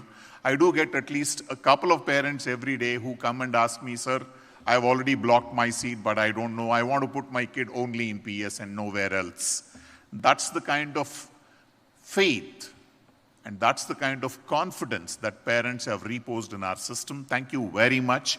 Your children are in safe hands. You don't have to worry. For the students, Chancellor gave you a lot of advice. Trust me, friends, not many times in not many institutions, the top management involves themselves in doing this particular activity. You're all very fortunate to be working under a management which is so progressive, which is so concerned about students. Whatever Chancellor said, it is direct from the bottom of his heart. Trust me, he doesn't want anything else from you but for all that he asked you to do as a student. And you have also taken a pledge along with him in the presence of your parents and in the presence of so many elderly people here, saying that you will not indulge in any such activity which will bring not fame but pain to your parents and your teachers. Please stick to your words. Please ensure that you are here for a purpose and make sure that you walk out of honors when you do so at the end of 3 years or 4 years, as the case may be. Thank you all very much. We wish you all the very best in all your endeavors going ahead. This is just the beginning. You will have a lot more to know, lot more to learn, and we wish that you enjoy a very, very fruitful stay in PS University for the next 2, 3, or 4 years, as the case may be. Once again, it's my pleasure to thank all those who have directly or indirectly helped us, associated with us in making this event a grand success. Have a wonderful day and see you all very soon for the next such occasion. Thank you all very much.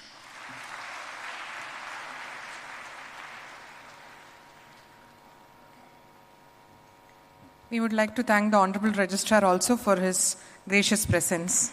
Thank you, sir. The inaugural ceremony comes to an end here. There are a couple of announcements that everybody needs to hear properly and adhere to that so that we can run this function smoothly. So from here, the computer applications, design and performing arts students and parents will move to the different venues. Also, there is an important announcement. As your ward joins PES University, there is an app called as the PESU app, which is there in the Play Store for the Android as well as the Apple users, which you all have to download today.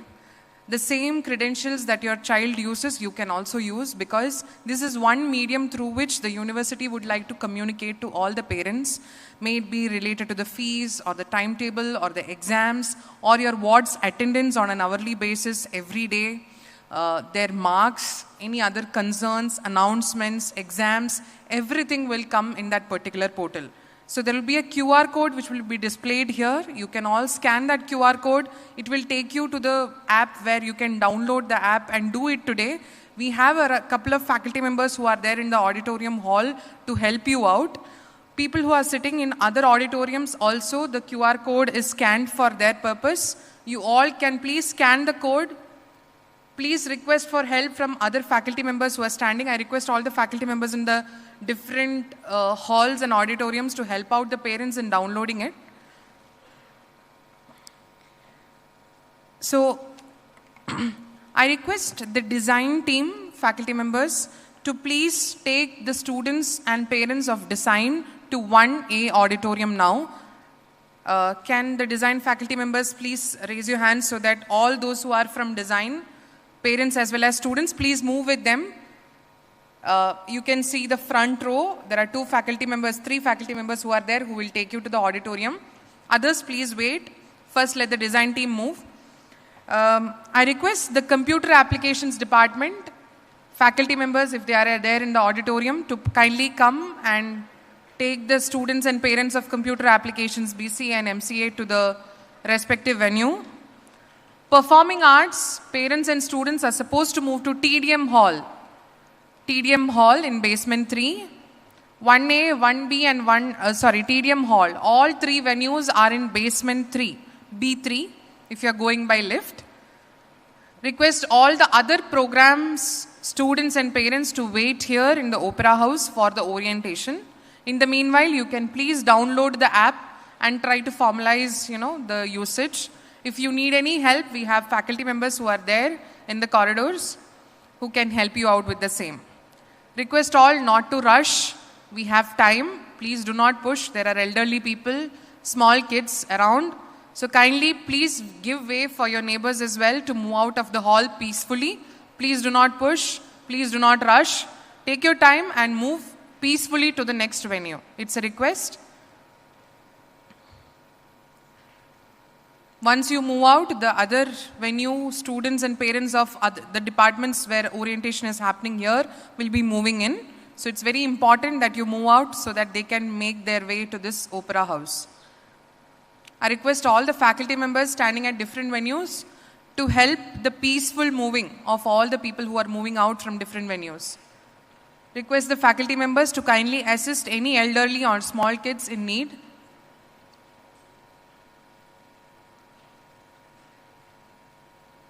If anybody needs any special assistance, please let us know. There are faculty members who are stationed in every department, every hall and auditorium and every floor.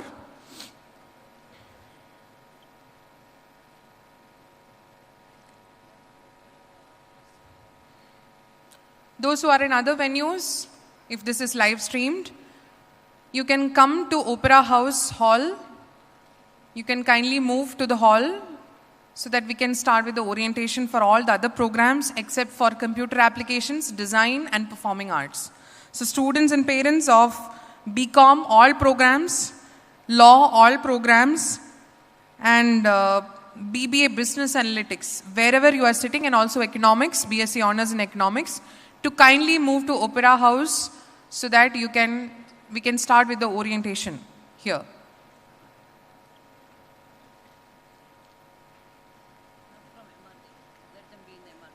Those who are seated in MRD auditorium can please be seated there itself, because that is also one of the main venues. Rest all venues, 1A, 1B, 2A, 2B and all the seminar halls whichever are open, you can please move to Opera House for the orientation session. I request all the faculty members who are stationed in various auditoriums to please help out the parents in case of any need. And I request all the parents to kindly move very peacefully out of the auditorium.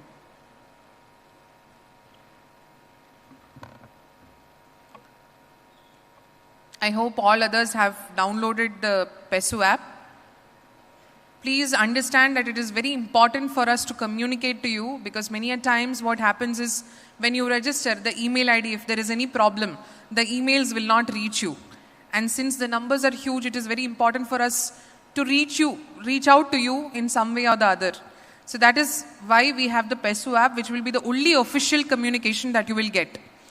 So it is very quintessential for you to please download the app and monitor it on a weekly basis to understand whether your child is attending the classes, when are his or her exams, when is the fee to be paid, what is the timetable, is there any important other announcement which is to be, noticed, and all other, when are the exams starting and ending, who is your child's mentor, what is he or she getting in the internal as well as the final marks, has the child passed all the exams or not. So kindly download the app without fail so that you can monitor your ward's academic journey at PES.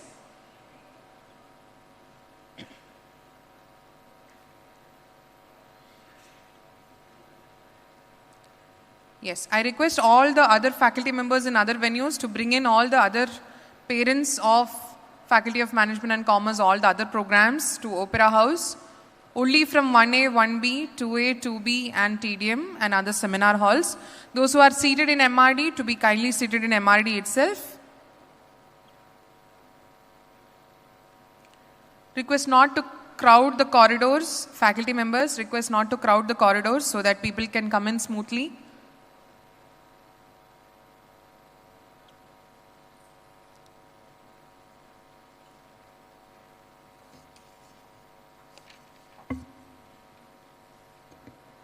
The orientation program will begin in a couple of minutes. Request all of you to kindly be seated till this gets over, and then you can move out for lunch. Food coupons are being distributed. If anybody of you have not received, please let us know. It will be distributed and you can all have a sumptuous lunch before leaving home.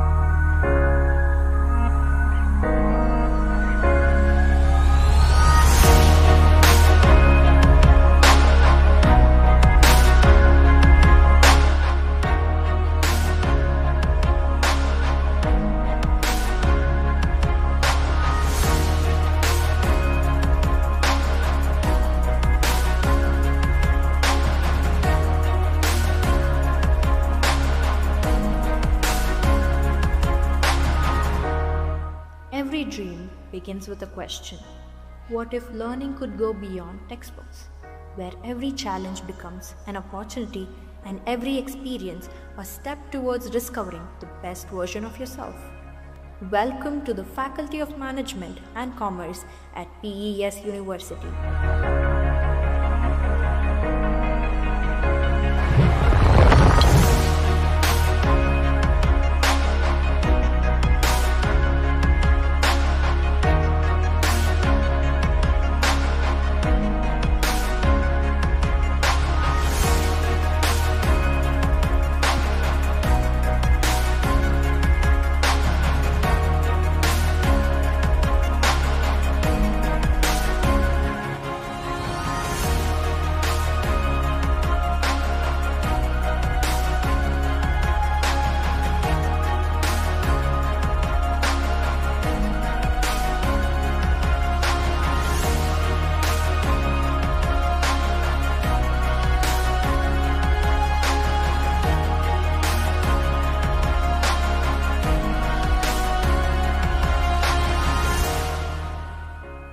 Place where curiosity becomes knowledge.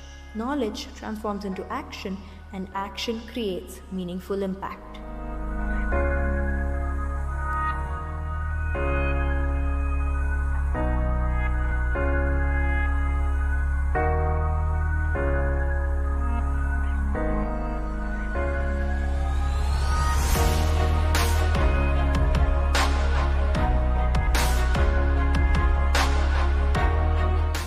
Research at FOMC spans diverse disciplines. Students explore agriculture economics, artificial intelligence and intellectual property, artificial intelligence in business, behavioral finance, corporate governance, digital psychology, ESG and climate change, FDI inflows, film and OTT studies, fintech law, forensic psychology, fraud detection, health law, human rights, insolvency and bankruptcy, international conventions, investment analysis, mental health and well-being, neurodiversity, organizational behavior, sectoral development. Every discipline brings a different perspective. Together, they create a research culture driven by curiosity, collaboration, and innovation.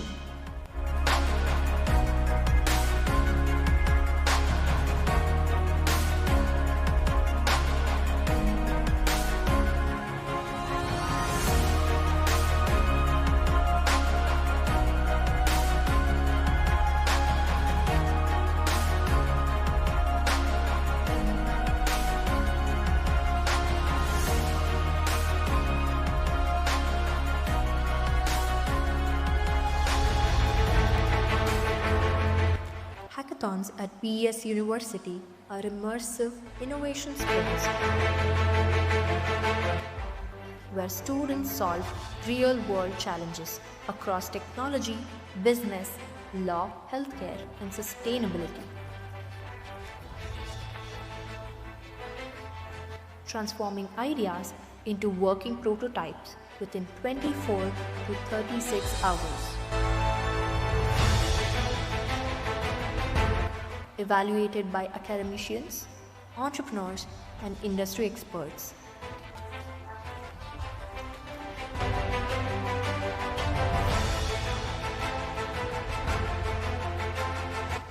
The most promising innovations go on to receive incubation support. Presentations are integral to learning at FOMC.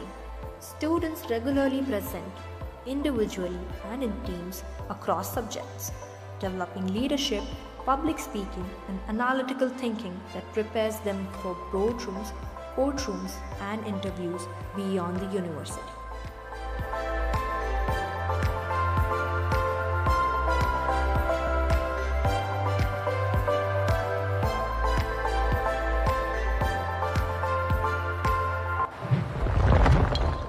At FOMC, research begins from the undergraduate classroom itself. Students undertake meaningful research projects under experienced faculty mentors, transforming classroom concepts into solutions for real-world challenges. Every year, students present their work at prestigious national conferences hosted by institutions including IIM Lucknow, IIM Bangalore, IIT Kharagpur, and national law universities, with many initiatives published in internationally recognized Scopus Index journals, because true learning begins the moment curiosity meets purpose.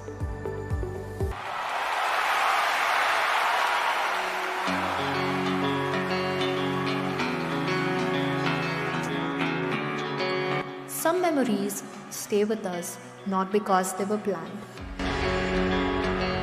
but because they changed us. The campus transforms,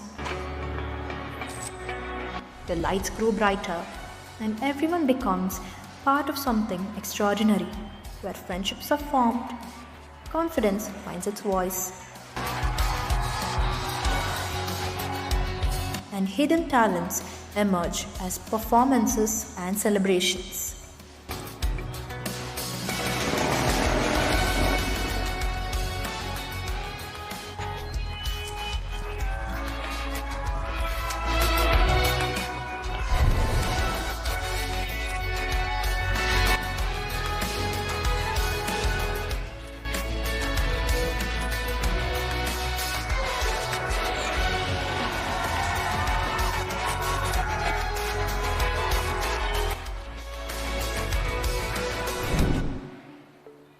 From the first semester, dedicated mentoring guides students through academics, career planning, and personal development, because every student deserves not just an education, but direction. At PES University, over Rs 140 crores has been awarded in merit scholarships. Students have progressed to globally renowned institutions such as the University of Liverpool and New York University, carrying with them a strong foundation built through research, internships, publications, and academic excellence. Commerce students have earned international recognition by securing prestigious ACCA World Rankings and All India ranks. Economics students have proudly represented India in international policy forums, contributing to meaningful discussions on global challenges, while showcasing analytical excellence beyond the classroom. Law students have demonstrated exceptional advocacy by winning prestigious national moot court competitions and national mediation competitions, reflecting the strength of legal education at FOMC. Management students have published research in Scopus indexed Q1 journals. Beyond academics, FOMC students continue to leave their mark on the global sporting stage. Nikki Prasad, a BBA sports management student, proudly captained India's under-19 women's cricket team to victory at the ICC Under-19 Women's T20 World Cup, inspiring millions through her leadership, determination, and unwavering commitment to excellence. Every achievement tells a different story, yet every story begins in the same place. मैं ये दिन के लिए हमेशा ready थी, तो जब ये दिन मेरे सामने है और जब मैं वो सारे चीज़ कर रही हूँ तो मेरे को ऐसे नहीं लग रहा है कि I'm not able to believe it if that is happening, because I've already dreamt about it. मैं already वो चीज़ जी चुकी हूँ.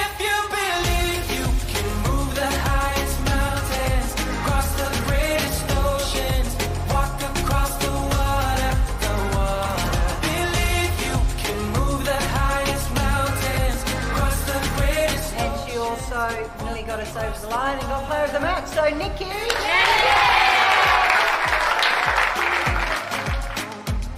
They say that all you need is faith, but it's almost like you lost your way. Took a few wrong turns, took a few breaks. Years from now, you may not remember every lecture, but you will remember the people who believed in you, the mentors who guided you, and the moments that shaped your future.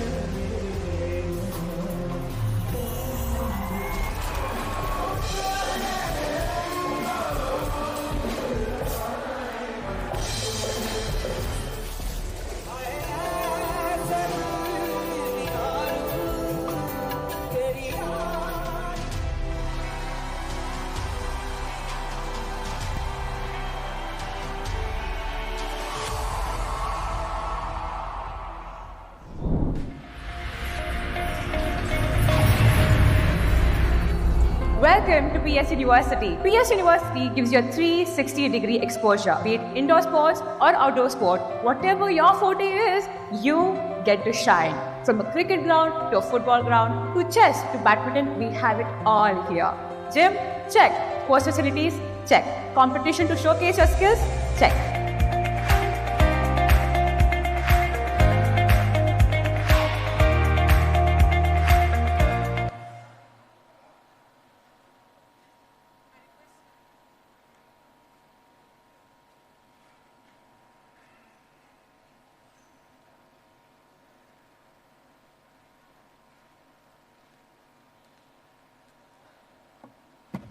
We still have some more seats in the ground. First row also can be occupied till half. If there are any parents who have not got seats, you can still come down. We have still some more seats here. We are going to start with the orientation. The one man who is never visible on stage and steer clears from any limelight, but make sure that every corner around PAS is world class. A man who champions perfection and relentlessly works towards excellence. One who always takes care of his team, inspires them through his futuristic vision. A highly energetic person, his span of operational and academic activities cover PES campuses spread across Karnataka and Andhra Pradesh, which includes engineering, management, medical sciences, and more, besides spearheading all new initiatives at PES University. A great orator who mesmerizes all of us with his storytelling, our mentor, our Chief Operating Officer, Professor Ajoy Kumar. With a huge round of applause, let us welcome him for the orientation for the 2026-27 batch of all the first-year UG programs here at PES University.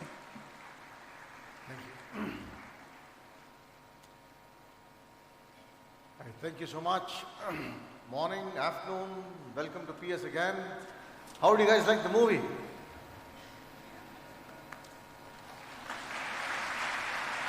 Lot more. The students have done a wonderful job there. Come on, guys.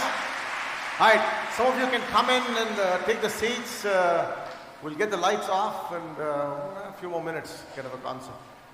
Again, my name is Ajoy Kumar, and I'm the Chief Operating Officer of PS Institutions. Please settle down.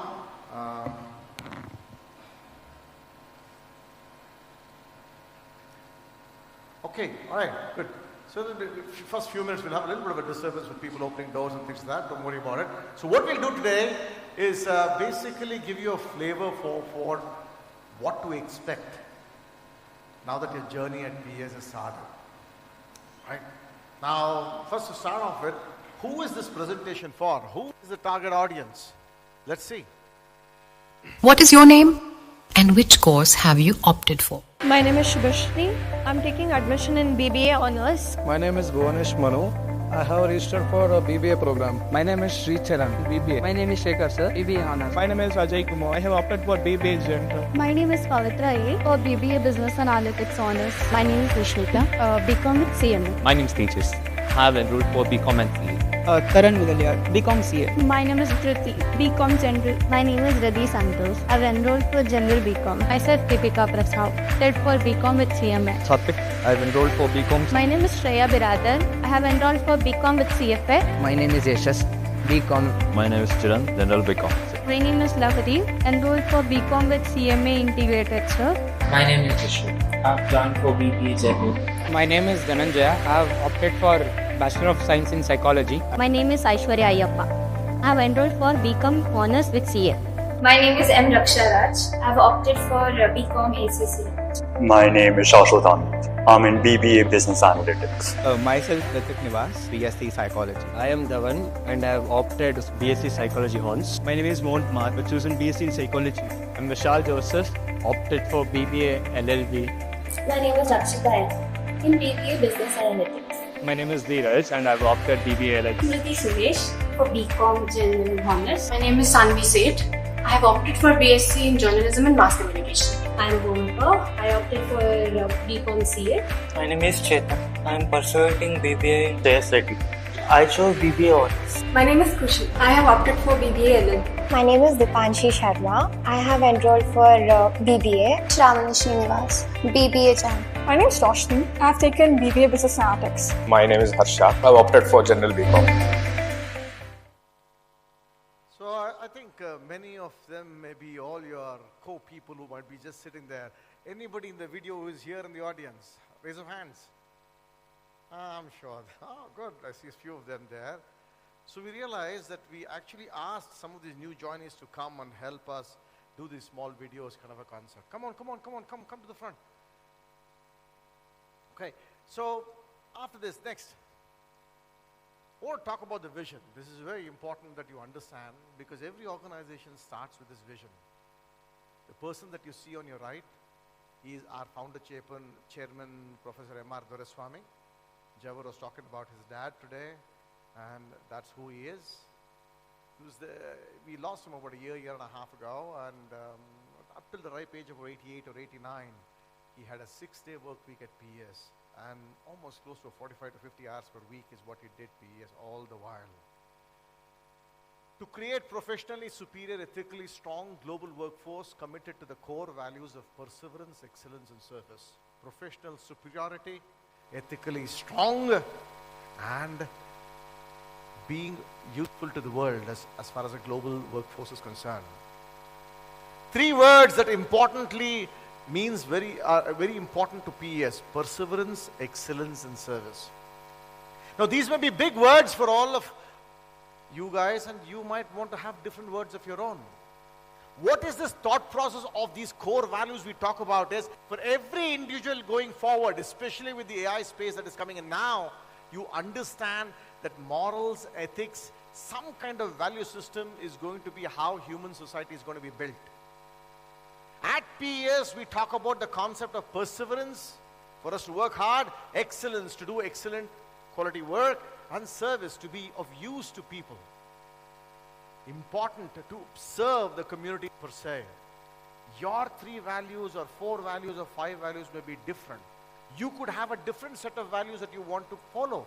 But what are those? Please make sure you have something written down. What is that vision you want to be 10 years from now, 15 years from now? What are those core values that you want to stand by? Why we keep talking about it is you need to have a vision for your life, and you need to make sure these values are something you stand by, and that's very important to us. Next. We talk about the core values of perseverance, excellence, service. I hope that this kind of a slide will be there at the end of your journey here at PES when you have some values written down for yourself. Next.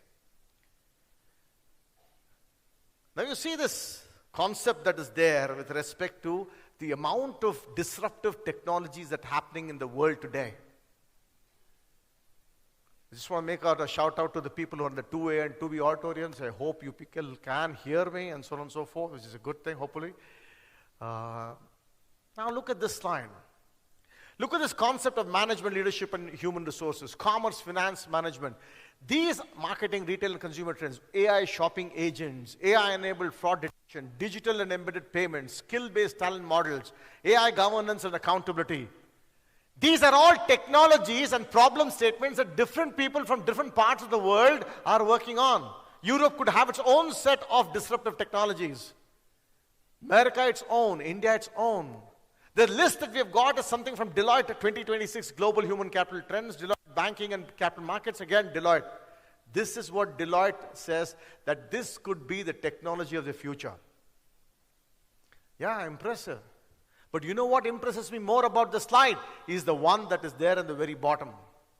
It says today's college graduate is expected to have 18 jobs across 6 careers.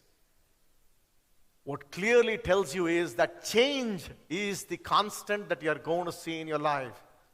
With the kind of advancements that is happening, with the kind of technology that is coming in, with the kind of stuff that is telling you that the walls between the departments are blurring out. Is he an accountant? Is he an engineer? Is he a lawyer? These questions 5 years from now, 8 years from now will really question education, question you and how you live in your life today. Next. We always talk about this concept. What is your true north? If you really take a look at our logo, if you see that notch on the top, you could see it's almost like a compass. And the concept that is always there is find your true north. What is your true north? What is that passion of yours? What is it that you want to do? Yes, you have joined this course. If you make this course your passion, man, you're very lucky, because you'll really do very, very well. But if you've joined this course and say, oh, I've got this, but I've got to do something else and so on and so forth, you may want to realign. You may want to understand what is it that you're trying to do. Here at PES, we are trying to help you to say, understand change is a constant. You have to lifelong learn. You have to learn lifelong. And the question that you understand, please understand, ladies and gentlemen, this orientation, we talk about many of these things. These are things that are true to us, and these are things that we want to be able to tell you. Your things may be different, but we would love to hear what is it that which is different than this. The concept is follow your passion. I'll talk about passion a long time and what kind of a profile. See, this guy called Arav Mehta, he's got this resume. At the end of your 3 years or 4 years at PES, what do you want to have? You want to have a professional summary. What is that education? Where is an internship? What are the kind of academic projects you have done? What skills do you have? What papers and publications have you done? What computer skills do you have? What clubs are you a part of? What workshops have you done? What hackathons have you attended? What awards have you received? And what kind of activities and leadership that you have done? Which clearly tells you, you cannot just go and fib now. You cannot say 3 years from now, I'm just going to ape the resume and so on and so forth. It could have happened in my time, but now with AI, with social media, with a lot of things happening, people are looking for measurements.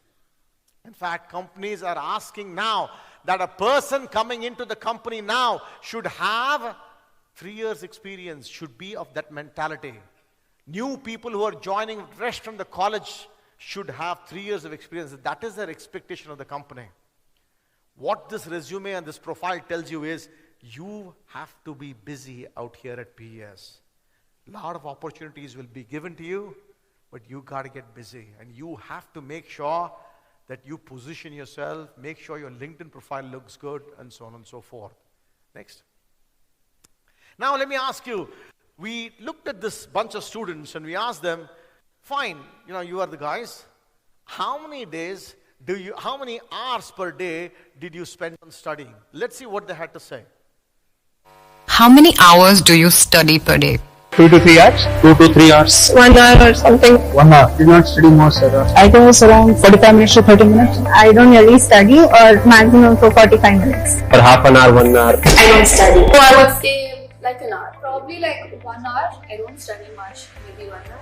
It might be 3 to 4 hours. Maybe 2 hours. 1 hour. I will study. I usually don't unless it's necessary. No, 1 hour. 1.5 hours. I don't study. Around 30 minutes. 1 hour. Maybe 1 hour. Study 1.5 hours. Only 1 hour. 1.5 hours. Spend half of 1 hour. Only 1 hour. 1 hour. 1 hour. No, 1 hour. 1 hour. 1 hour. Not study daily. Say 1 hour. These are your kids, huh? Your guta bere hakta iddir ನೀವು. All jokes aside, the question that I'm trying to tell you is, listen, you want to remain cool about telling yourself that you don't study, or you study for 4 hours before the exam and you ace the exams? Be my guest. But please understand something. You cannot get anywhere in a professional life if you don't work hard. It's almost impossible for you to get away with what you are trying to tell us. Very, very important to understand. Next, look, this is the story that there is. Look at the concept. Time management is a misnomer. The challenge is to manage ourselves. It is not about time. It is about you. And you need to see this. Look at the concept that it's really talking about, kind of a concept. Every day, let us say you do 8 hours of sleep. College is about 5 to 6 hours. 2 hours of commute and 2 hours miscellaneous for you to check your, Instagram account or see Saas versus Bahu serial or whatever it is that you do. Or I think the Korean serials also have died down a little bit. But at least they've come down from 16 episodes to 8 episodes now, for God's sakes. Right? But the fact which is so important is around 7 to 8 hours of day, every day is available to you. Now what you do with that time is something that you've got to discipline yourself with. Will I work on a paper? Will I work with a friend on a particular thing? Will I understand what this professional life is all about and update myself? Will I read a particular article? But no, I'm going to sit out and buy coffee day, I'm going to go to the mall and I'm going to spend some time here and there. Then that is what you will get at the end of 3 or 4 years. Take a look at what happens on weekends.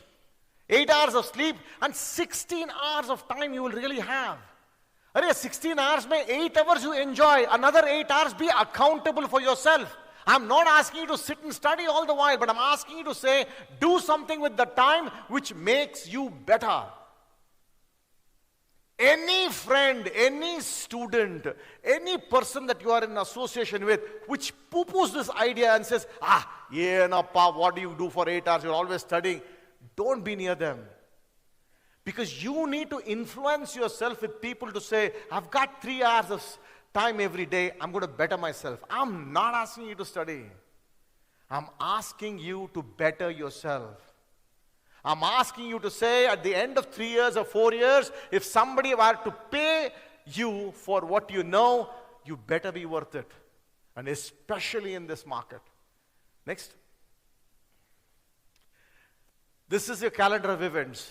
Every day, what is happening when you have the ISA, when is your internal exams, when is your final exams, what are the holidays, what are the kind of class hours, study hours, collaboration hours, and me time. Everything is laid out to you in the beginning of the semester.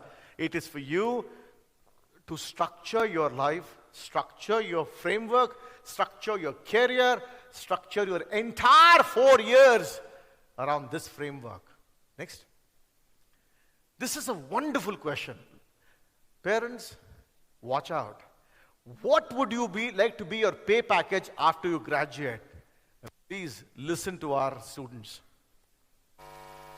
is your expected pay package after you complete your course? Around 12 lakhs per annum, 45 to 50 lakh per annum. 30 to 35 lakhs per annum. 20 to 25 LPA? 20 to 25 LPA. 70 to 80 lakhs. I would like above 5 crores. 15 LPA. About 24 lakhs. Around 15 to 20 lakhs. 20 to 25. 20 to 25. 20-25 lakhs. 2-3 CRs per annum. 25 LPA, something like that. 20 lakhs per annum. 20 lakhs per annum. Maybe 15 to 20 LPA. 12 lakh. 15 to 20 lakh. 20 to 30 lakh per annum. 50 to 60 LPA. 20 to 25. I think 20 lakhs per annum. Around 25. 20 lakhs per annum. 20 to 25. 25 LPA. About 25 to 30 LPA. 70 to 80 lakhs. 40 to 50 LPA. 60 to 80 lakhs per annum. 50 to 60 lakhs per annum. 30 to 40 LPA. 15 to 20 LPA. 30 to 45 LPA. 50 LPA. 40 lakhs per annum. 70 lakh or 80 lakh. 50 lakhs. 20 to 30 LPA. 56 LPA. 1 crore. 25 to 30 lakhs per annum. 70 to 80 lakhs per annum. ನಾನು ಕೂತ್ಕೊಂಡೇ ಬಿಡ್ತೀನಿ ನಾನು ನನ್ನ ಕೈಯಲ್ಲಿ ಆಗಲ್ಲ.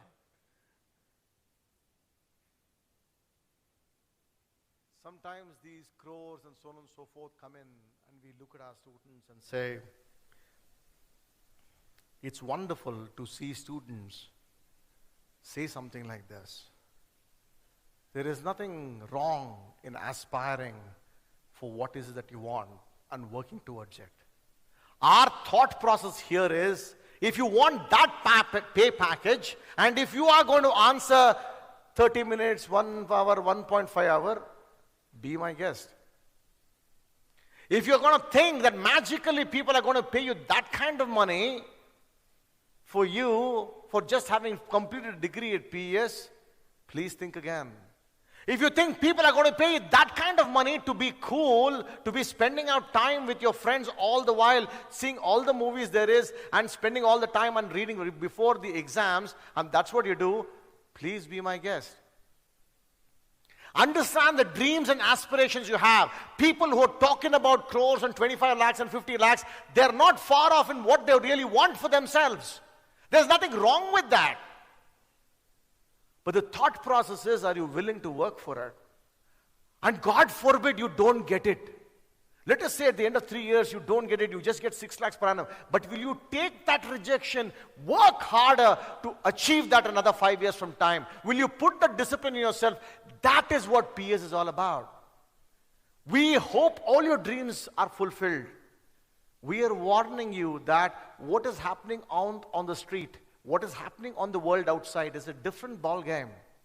And you need to understand that you need to work hard, you need to equip yourself with the right skills, work hard, and God forbid it doesn't work. Don't worry. Come again at it. Go again hard at it. And another 5 years down the line, 3 years, 6 years down the line, some people 2 years down the line, or even after you graduate, a lot of great things can happen. So it's very important to understand your expectations, work towards it. If you don't meet it, rewind, relax, go at it hard. That's the message we really have at PES. Next. The better you are at managing the number of hours you have, greater the pay package. If you manage the number of hours and sleep, that's not going to work. Right? Next. We'll talk about some of these situations of what this AI is all about, artificial intelligence. That has to be talked about. We talk about curriculum design, teaching learning processes, assessments, exposure and scholarships. Few minutes on each of them. What is this world of AI? Today, AI is here. A lot of good things are happening with AI. A lot of bad things are happening with AI. And as professionals, please understand something. 5 years before, 4 years before, if you did any mistake, and if you did any mistake on social media, and so on and so forth, you could very well take a chill pill and say, okay, somebody relaxes it, and so okay, and so on and so forth. Because mining of data was hard, people was very, very tough. With this AI space now, whatever you do today and whatever you post today When you get ready for the promotions for your vice president or want to be hired by a company, people can just mine all the data of yours and just get a 2-minute, 3-minute movie of what is it that you've been doing with your life for the last 5-6 years. And if you've got crap outside out there, believe me, it's going to reflect. You got to be really, really careful about who you are, how you project yourself on the internet of yours. Make very, very cautious remarks. Understand that that is going to be the norm now, because that data before was not so easily mineable. Now it is a click of a button. That is why being professionally superior, LinkedIn page, very important to make sure it's okay. Your GitHub page, very, very important to professionally keep yourself active. Being ethically strong, make sure that you have not got caught in hacking somebody or doing something ridiculous, because that's going to come. And our main thought process with AI is going to be a space where it is going to be very helpful to us. We will have a lot of classes, a lot of assignments where we will take 100% help of AI. And we will also have assignments where you will have not any connection to the internet at all, and not even your cell phone, and you will have to think and do it. So trying to get some kind of bridging the gap, trying to make sure that we balance things out to get you into that world of AI. Student in the loop is not the thought process, but student in the lead is a thought process as far as AI is concerned. Next. The X factors, a lot of things happening. We'll talk about some of these thought processes. Whenever you take a class and topics are one part of the story. What adds flavor to it, what adds the spice to that particular class is all these things what we call as the X factors. See, next please. I'll talk to you about case studies and case writing. Everything at the Faculty of Management Studies, right, before you read something there, can I go back to the previous class? Previous slide. Yeah, because I just wanted you to prevent you from reading it, so listen to me and then you can read that slide. The concept here is storytelling. Everything at a Faculty of Management Studies or psychology, everywhere is about storytelling. What we do is case studies. We take cases of companies, things that have happened in the past or current. We take those and present those as challenges to our students to see this is how the thing has happened, how would you react to them, how would you solve them, what would you learn from it. And everything is based on this fundamental concept of what we call case study. From the case study comes our curriculum, from the case study comes our research, from our case study come our worksheets. Everything surrounds this thing called case studies. What are they? Stories.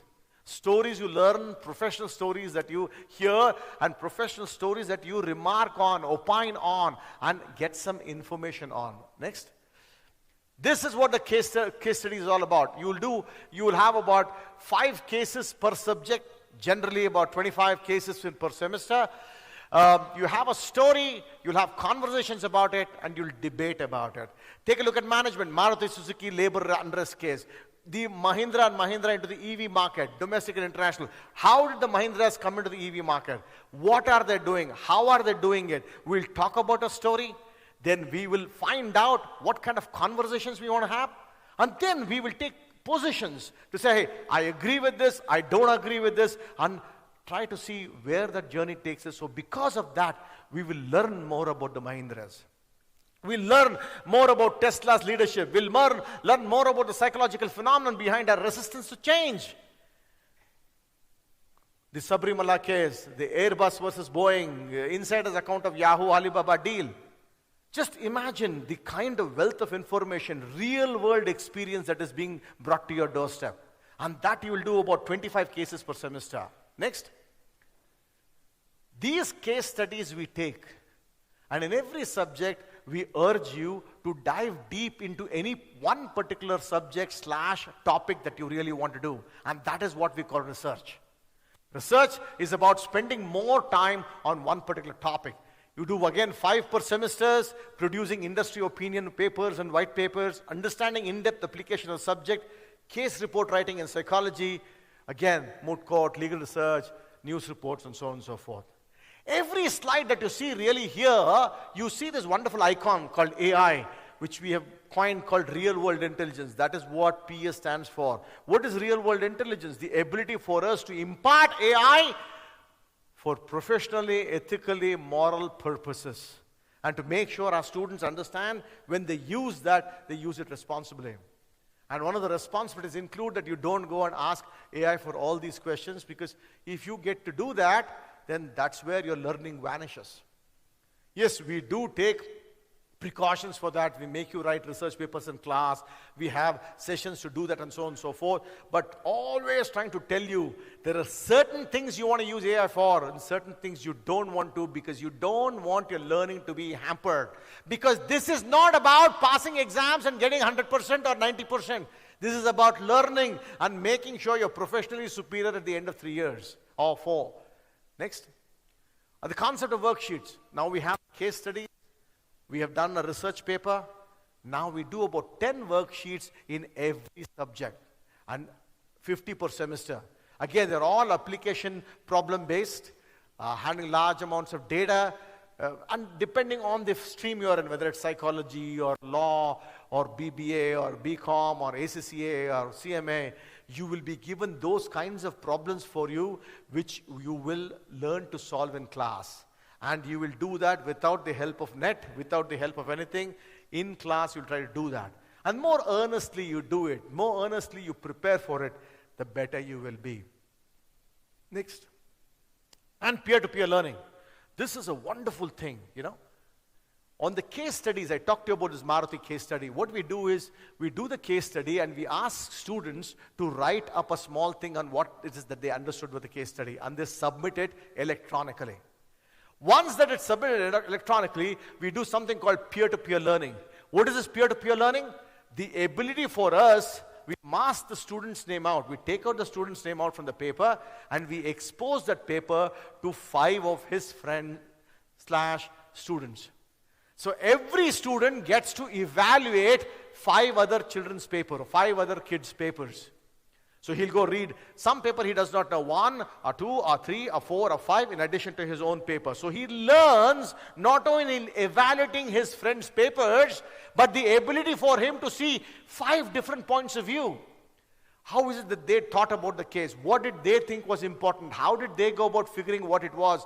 The ability for you to learn a different point of view, a wonderful learning that you need to have, wonderfully done through technology, what we call as peer-to-peer learning. Peer-to-peer assessments, peer-to-peer giving marks, or we take all those marks, the teacher also gives the marks, we compare that, and if there's no problem, then that marks is awarded to that particular student. Next. This is our halt number 1, where we really talk about what happens in class. In every semester you will do 25 cases, 50 worksheets, 5 research papers, 5 peer-to-peer evaluations, and 2 one-on-one mentorships, which I'll talk about. If you really, what I'm trying to impress upon you here is, every semester, after the end of every semester, you'll be able to talk about 25 real problems as far as the case studies is concerned. You would have solved 50 worksheets with about 10 to 20 problems each. You would have looked at 5 research papers. Sir, I know about the Maruti Andras case. I know about the Mahindra EV, but I did a research paper on Mahindra EV. Sir, if you want to ask me any questions on that, I can do so. At the end of that, when the interview comes in, you can ask him, hey, did you know about the Tesla's Andras case? Sir, sorry, sir, I have not seen that. I have not read about the Tesla Andras case. But believe me, I know about the Maruti Suzuki Andras case. If you ask me any on it, I'll be more than happy to tell you. See, the person on the other side wants to know, do you have expertise in something? And if you claim you have expertise in something, are you good at it? That's the thought process that the person sitting on the other side of the table is going to ask for 3 years from now. Or 4 years from now. Next, no GPT and offline, right? Offline only. Next. Previous, please. So, I'm sorry. So, out of the 1 to 6 semesters, understand, 125 cases, 250 worksheets. You would have had at least 25, about 5 hackathons. What these hackathons are, we'll talk about. 25 peer-to-peer evaluations, 12 one-on-one mentorships. And the 6th and the 7th semester, 7th and 8th semesters, you will be doing these things. A capstone project, an internship, a research paper, 50 worksheets, 25 cases. When you graduate the portals of PES, You will at least have an armory. Out of 125 cases since you are young, even if you remember 50 cases properly, 50 to 75 cases that you will know, you can talk about in your interview. And learn from it and apply it to any job that you go outside. This industry-academia partnership solved through case studies. The ability for us to look at real practical problems solved through case studies and re-emphasizing it with peer-to-peer learning. The industry will ask you, how do you know to work as a team? What do you mean I don't know how to work as a team? I've been doing peer-to-peer evaluations from semester 1. I understand different points of view. I have conversation with my friends on different points of view. I evaluate them on different points of view. I've given him 5 out of 10 and I stand by what I've told. This is your preparation for the real world. This is our concept of trying to make sure that you're ready for that industry out there. And this concept of saying, oh, how do we do the industry? Are they ready? We'll be more than ready, mind you. Next. We threw in this one. What would you want to become? Career goals. Next. What is your career goal? My career goal was to be an advocate, and my academic goal is to be a chef. I would like to be a chef because I really love traveling and everything. I love being in the tourism and it fascinates me. I want to become a lawyer who specializes in AI laws and science. I want to become an HR manager or an entrepreneur. Well, I do not have a specific one right now, but I'm open for options. I'm planning to do masters in counseling psychology later on. I've not yet decided. I will decide in future. I'm planning to go to a research field and I want to join Enhance. I want to be a successful CEO of my own company. I want to be an accountant. I aspire to work in Deloitte. Maybe go towards a big consulting firm.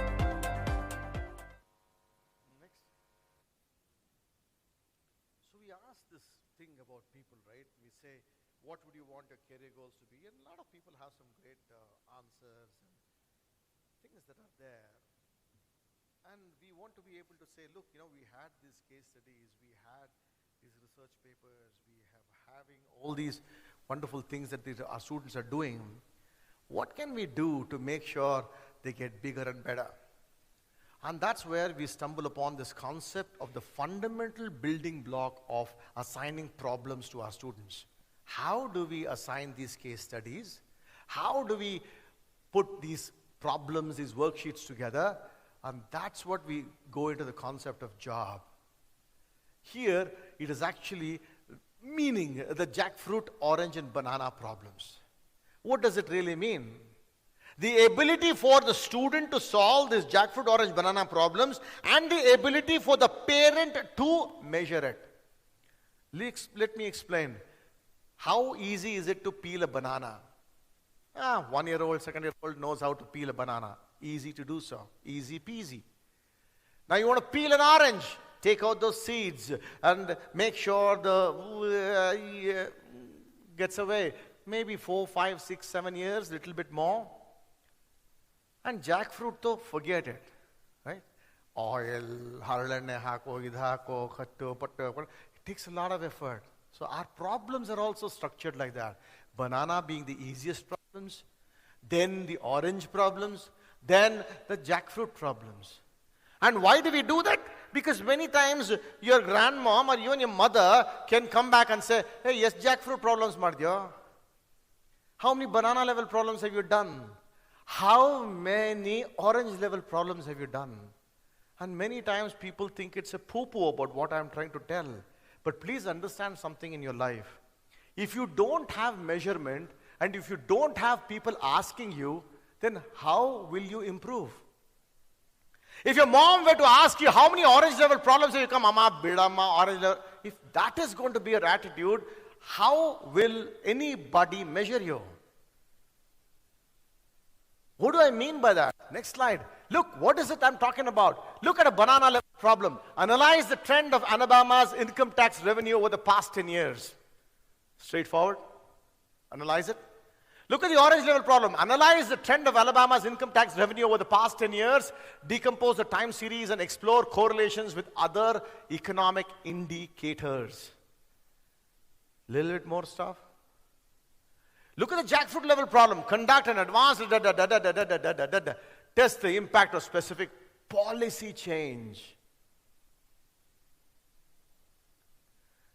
Ladies and gentlemen, what is important for you to understand now is if you tell your mom, I've done 3 orange level problems and 1 jackfruit level problem, they will know the value of that. Because the jackfruit is about doing work for at least 2 to 3 months on talking about policy changes and so on and so forth. And the level 1, the level 2, and the level 3 kind of a problem. And we aptly named it job because the more jackfruits you do, the more jackfruits you eat at PES, the better job you're going to get. And that's it, plain and simple, right? Next. What are the program outcomes? At the end of it, what career you want to be? What is that we want to be after you graduate? Either I have to go in for placements, or I have to do higher education, or look into entrepreneurship. Next. As far as placements is concerned, understand, as you finish your second year, there will be a rigorous situation where you will be looking at aptitude test twice a month. Mock interviews by alumni, mock interviews by faculty mentor, subject revision classes, study forum, mock group discussions, placement dashboard to monitor the progress. So basically, every week, you will be taken into our assessment center where there are 1,000+ computers, nodes that are there in about 25+ rooms, where you'll go sit there and each class, the computer will start asking and you will start doing these questions. So we prepare you for this placement space. The question I'm trying to tell you again, or the answer I'm trying to tell you again and again is, there is a lot of things stored at store for you at PES. I keep telling it again and again, the ability for you to take it seriously, the ability for you to not keep your hand on your head, the ability for you to not sleep, the ability for you to do all these things. It's not about attitude change I'm asking. I'm not even asking for respect from you guys to even look at me when I'm talking. But I'm asking you to understand something. If you don't do it, what is your option? If you don't do what I'm asking you to do, what is your option? Right? Next. Higher education, counseling for education abroad. Nowadays, we used to do this higher education a lot before, and we used to have a lot of people taking up on this. Lately though, at least maybe a year or maybe a couple of years, with all the things that are happening in the world outside, looks like our students want to stay back here more than anything else. And so be it. But we still have few people who go to the UK, Europe and Australia and things like that. But nevertheless, seminars on opportunities and options are conducted. Statement of purpose writing is there.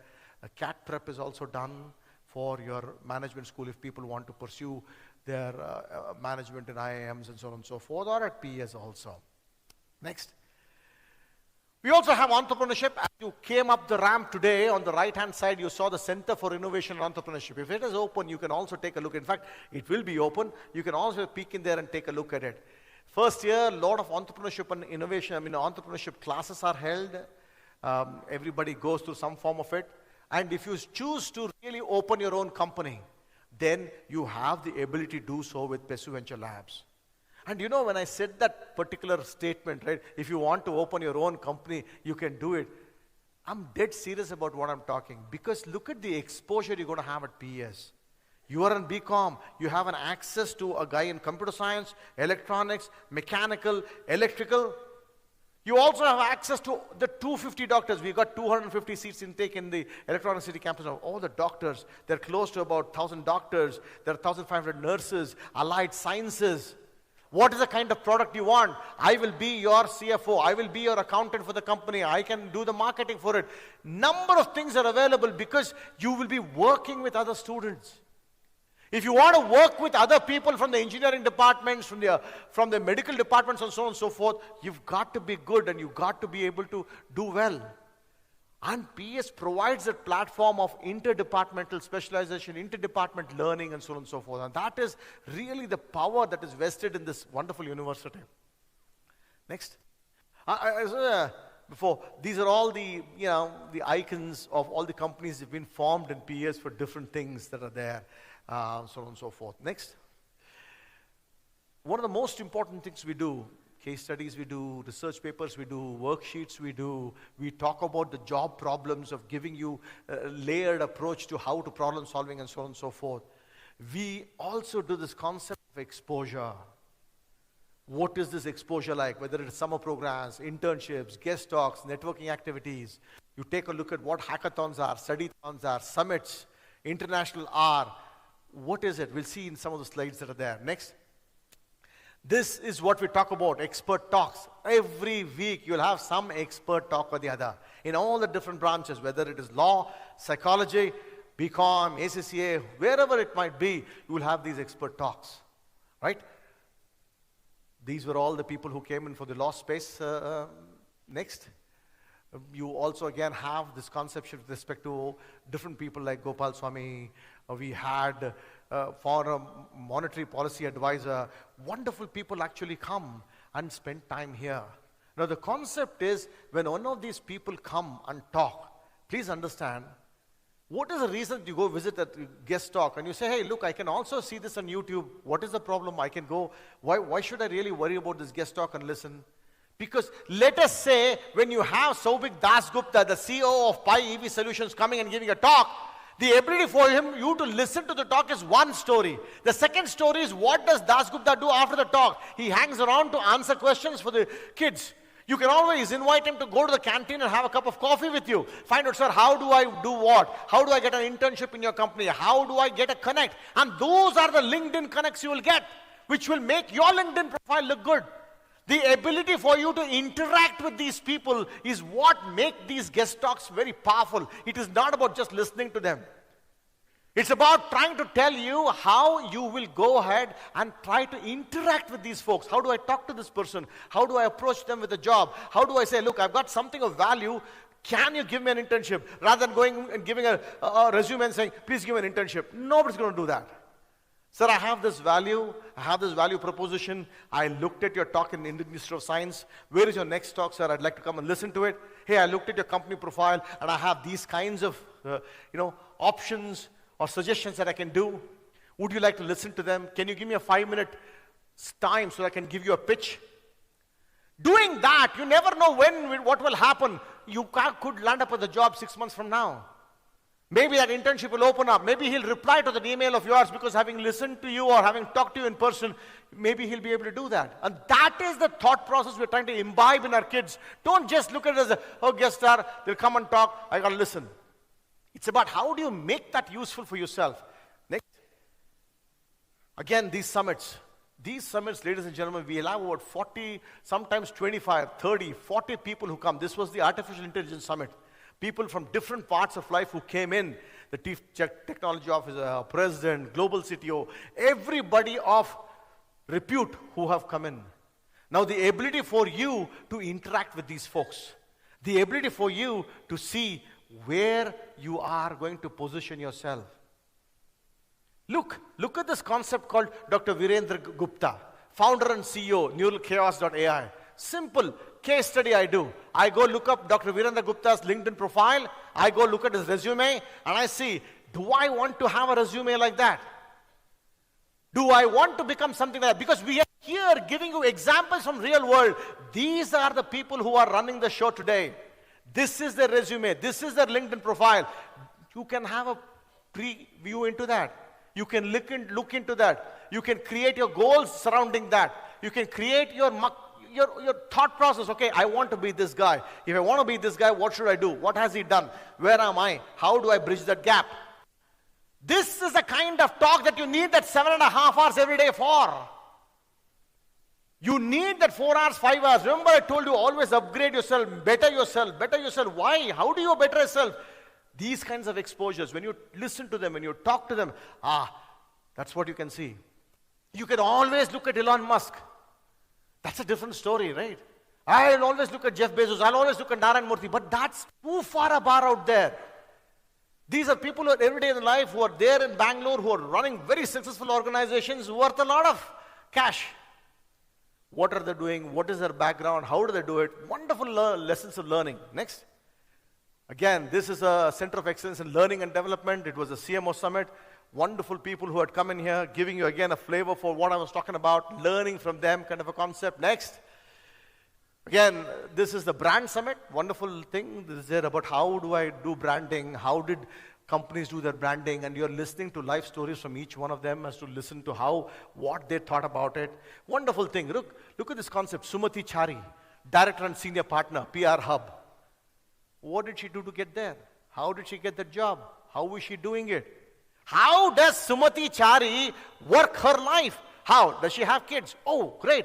With kids, with working at home, how is she managing her space? How is that professional work ethic / personal life being balanced? These are all questions that you need to ask. Not take it for granted today. Next. Climate Summit. Wonderful to listen to these people, kind of a concept. Sagnik Das, Mohammad Shamsuddin Amir, Rajendra Kumar. Next.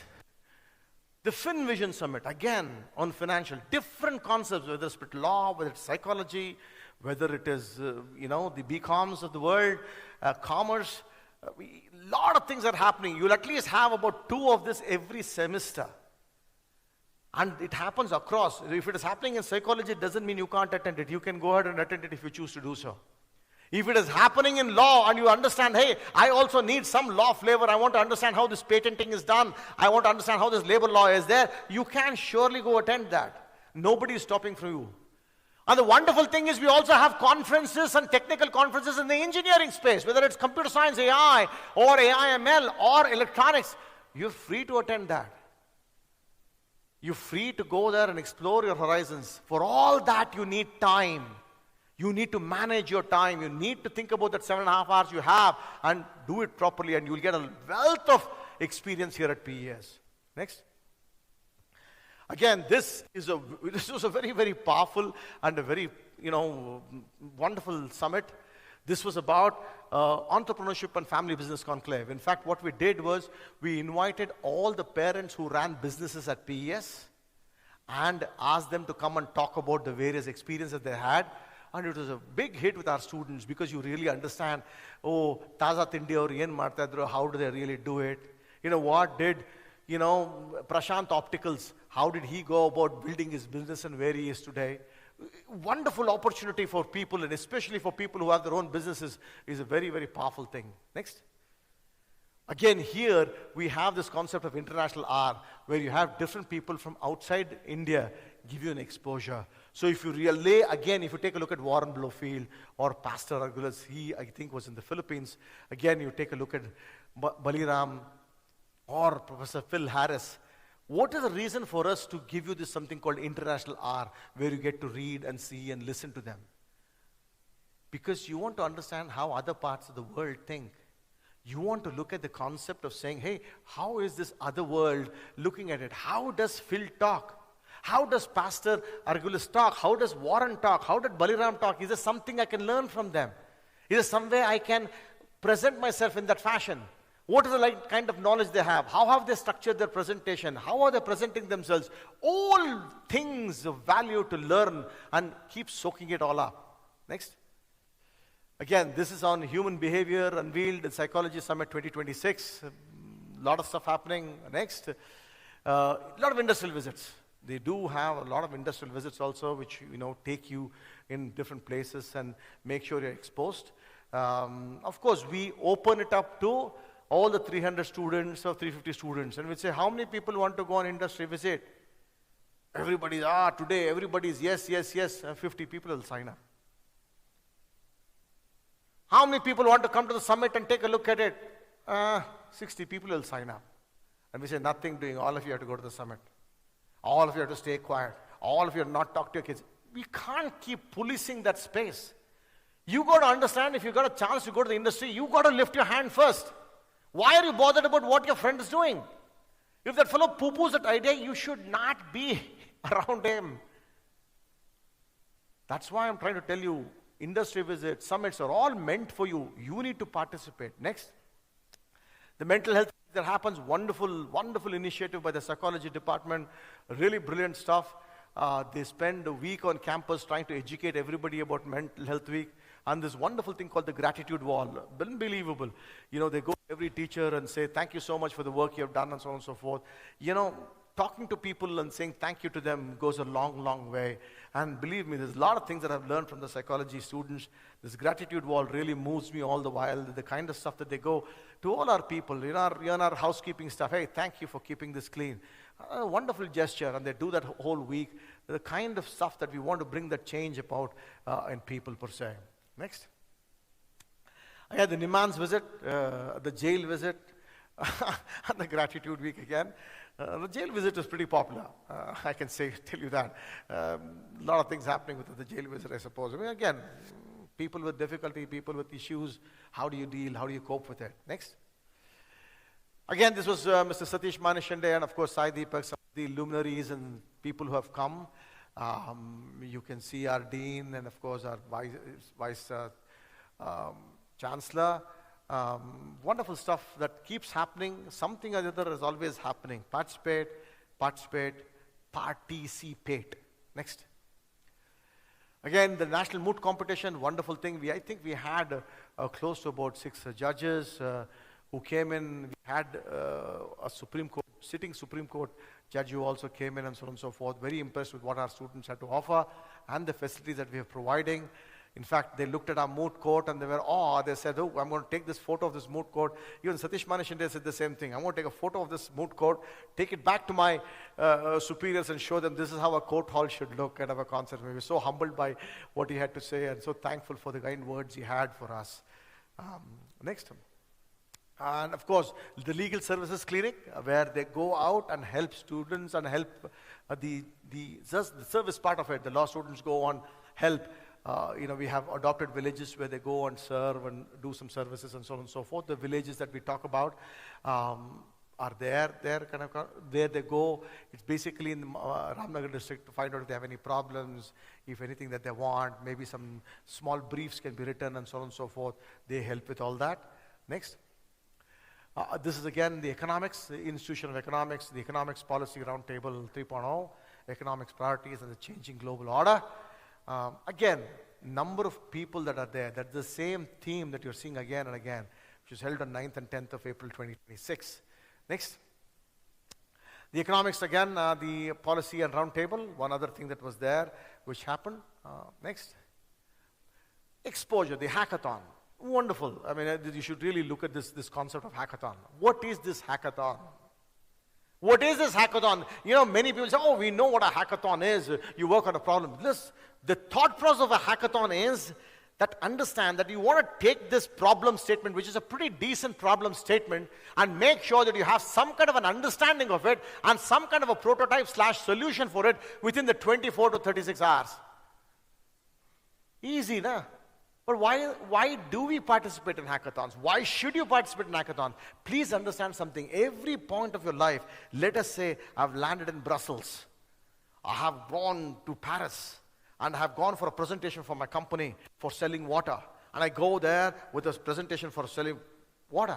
And suddenly there's another company, there's an opportunity says, hey, look, this is a thermal plant that is there in Paris, in the outskirts of Paris. They also would like to have a presentation of yours. As soon as that is there, it is on Friday, they have told it to you, on Monday you need to be ready. Well, you need to go through that company, look at what is actually happening, what is their background, why is it they need your product, do that market analysis, understand why they cannot do without you and without your product and without your brief. Why are you so important to them? And you need to crack that message. Working in a short period of time, working under pressure, making sure there's an outcome. That is what a hackathon is teaching you. That is why you need to participate in any and every hackathon that is available to you. They understand the ability for you to work on a problem in a short span of time and to learn a lot about it and be able to present yourself in that fashion, right? And that is what a hackathon is. So we have 24-hour hackathons, 36-hour hackathons, where students work on problem statements. And believe me, there are judges who come from the industry. There are academicians. There are people from different walks of life who come and judge. Sometimes, what happened before was, even in engineering that is happening with these hackathons, I tell you what's happening. Brilliant stuff that is happening is that now if I ask a company to come and conduct a hackathon, people don't send just 2 people from the industry and say, oh, go and do it. There's a team of 5, 6, 7 people who come from the industry and who spend 24 hours or 36 hours with our students. They're working with every team. They're looking at everything. They're judging them. They're listening to them. They're listening to their pitches. At the end of it, they're giving 10 to 12 internships. Companies have found this is the way to sometimes hire people, to see them for 24 hours, to see them in their own setting. It is their university. It is their home. Let us see how they behave. Let us see how they act. Let us see how they conduct themselves. And that is what companies are doing today. In fact, when we go in for interviews and things, people are asking, how many hackathons have you done? How many papers have you presented? These are the lingo, the kind of knowledge, the kind of talk that is coming in the companies today. 5 years back, I can tell you something, it didn't matter. It really didn't matter. But today, with the market there is and the market conditions that are there, you have to have something special, something more than your degree. Next. This, of course, is our clubs. Number of clubs here at PES. If you really see, below me is another 4 auditoriums that we have. And in front of the auditoriums is this space, which is basically all the basketball. There are about 3 indoor basketball courts. There are shuttle courts.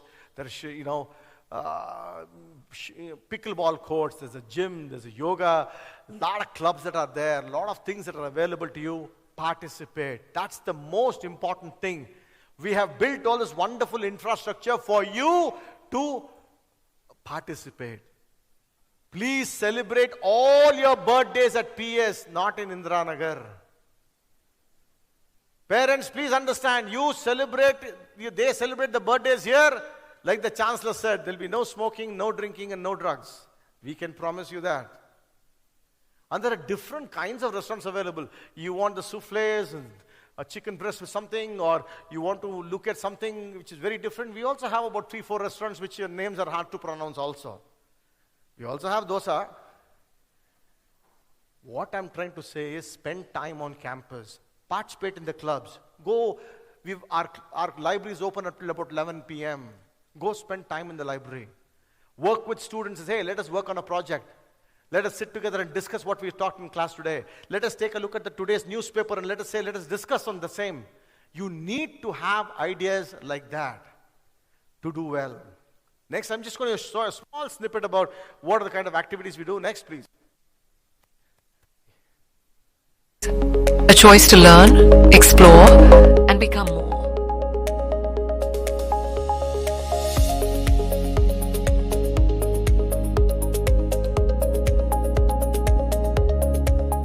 Learn from leaders.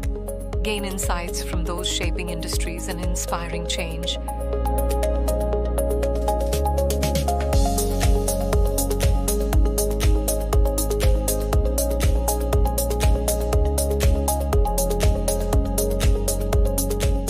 Exchange ideas.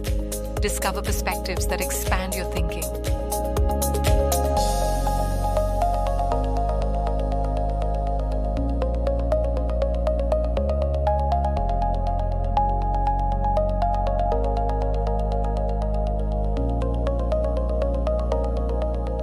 Challenge yourself. Turn curiosity into knowledge and knowledge into action.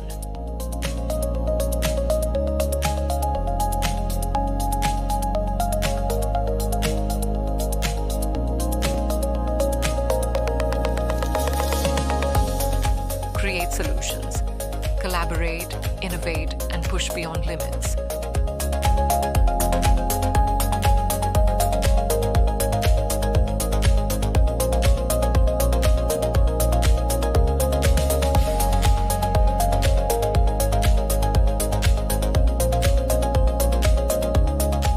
Share ideas, spark conversations that inspire growth and leadership.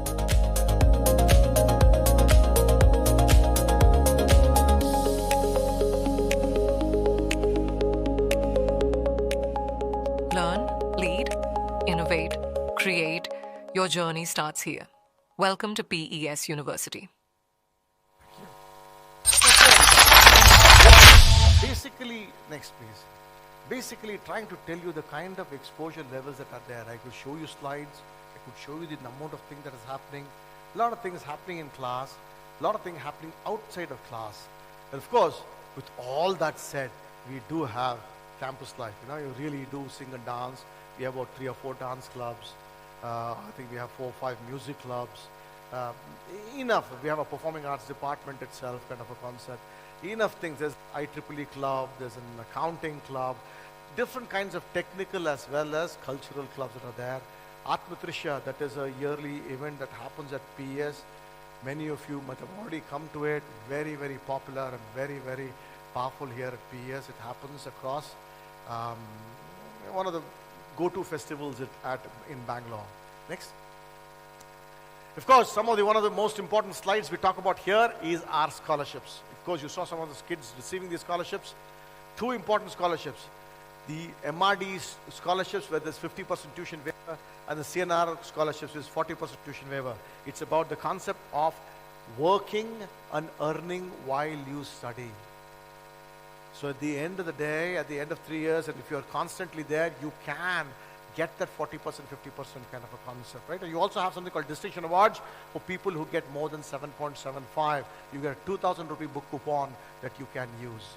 7.75 and above as a distinction awards. See, many times, an important statement I'm trying to make is many times I was a believer, is grade point average really important? Not really. It's okay. As long as you do well, it's fine. Is grade point average so important now? I mean, it's all right. But the strangest truth to them all, if you look at the statistics, of people who have scored more than 8.5 or 8.6 or 8.7, and if you look at the percentage of placements that happen, it's staggering. It will be about 90+%. I don't know why. I am not saying a person who gets 6.5 is less than a 7.5 or 8.5. We have told you that doesn't mean you are that. You can be whoever you want. More power to you. But the world outside is, you're looking at this kind of a statistic. So at this point of time, GPA is important and you need to concentrate on that. Next. Again, MRD scholarships, if you take a look at BBA, 360 students in the RR campus, top 5% of the top 5% of 360 students, 18 students will get 50% tuition waiver off. Next. If you take a look at the same 360 students in RR campus, between 6% to 25%, 72 students will get. 72 plus 18. Or 90 students will get the scholarship. It's a very, very powerful space which people don't really understand. In a bench, if 4 people are sitting, 1 out of that person would have got this scholarship, either 50% or 40% off. The easiest way to make money at PS is your thought process of getting these scholarships. That is what you need to really focus on, right? And getting this is not for the faint of heart. It is not easy, right? Nevertheless, next. You also have what we call as the PS loyalty program. For PS employees, there's a 30% concession.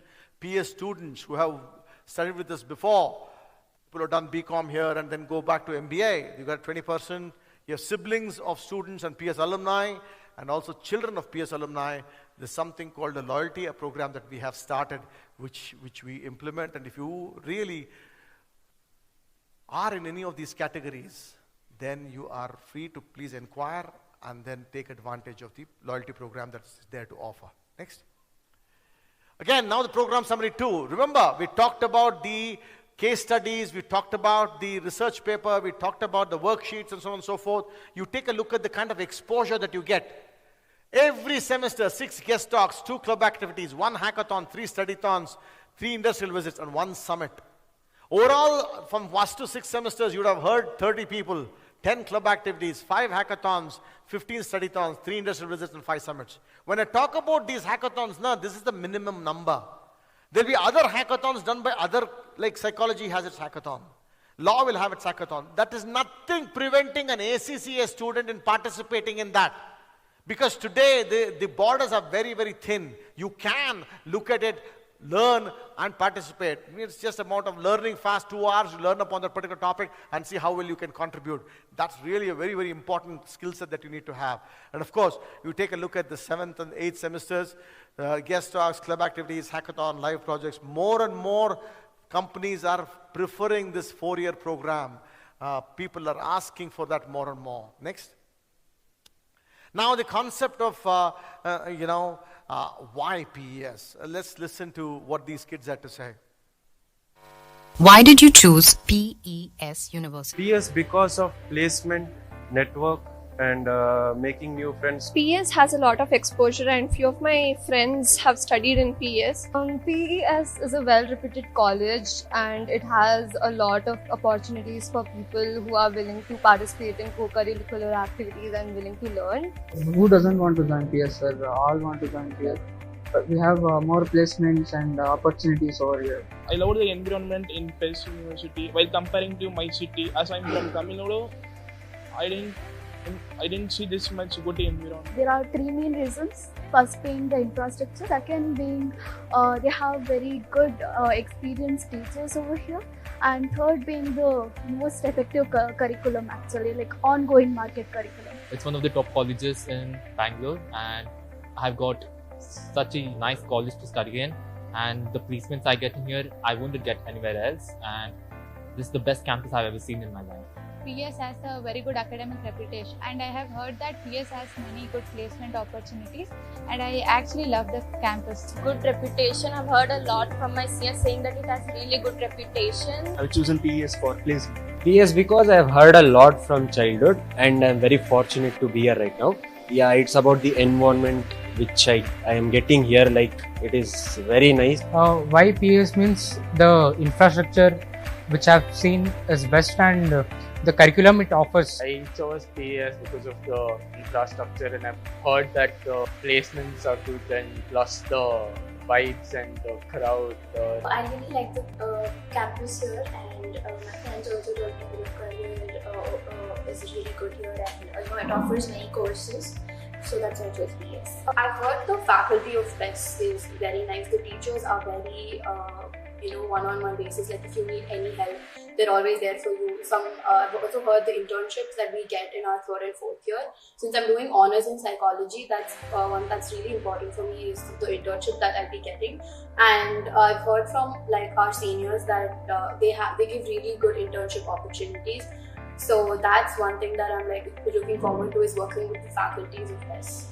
My cousins have studied in PES, and then a lot of other people have studied, and I've seen the kind of growth that this college has seen, and I kind of think that this would be the best college if I have to grow. I like the extracurriculars here along with the attention they give to academics. PES University has, first of all, because of its prime location. Secondly, the placement and the real life case studies that are being provided in the classrooms have been proven to be very helpful to students. So I hope to do the same with the opportunities provided to me. Because it's a very well-reputed college, and a lot of people have recommended me that this is a good college for education. Due to its good quality education and surrounding, and the way it provides opportunities for the students. Thank you. I mean, these are all new students, and we didn't tell them what to say. But you know, the resounding theme, really, thank you so much for the wonderful thought process you have about PES and what it can do for you. And we also work very hard to get there. But the resounding theme with all of them, if you really heard, was placements, placements, placements, placements. Eeg tare bandidare, already they're thinking about that, which is a fantastic thing. They're joining the portals of PES and they're thinking about placements. Wonderful. Please work for it. Please do the things that are necessary for placements. Understand the market conditions. Do a case study on that and do something about it. And work hard, and all the success to you. Next.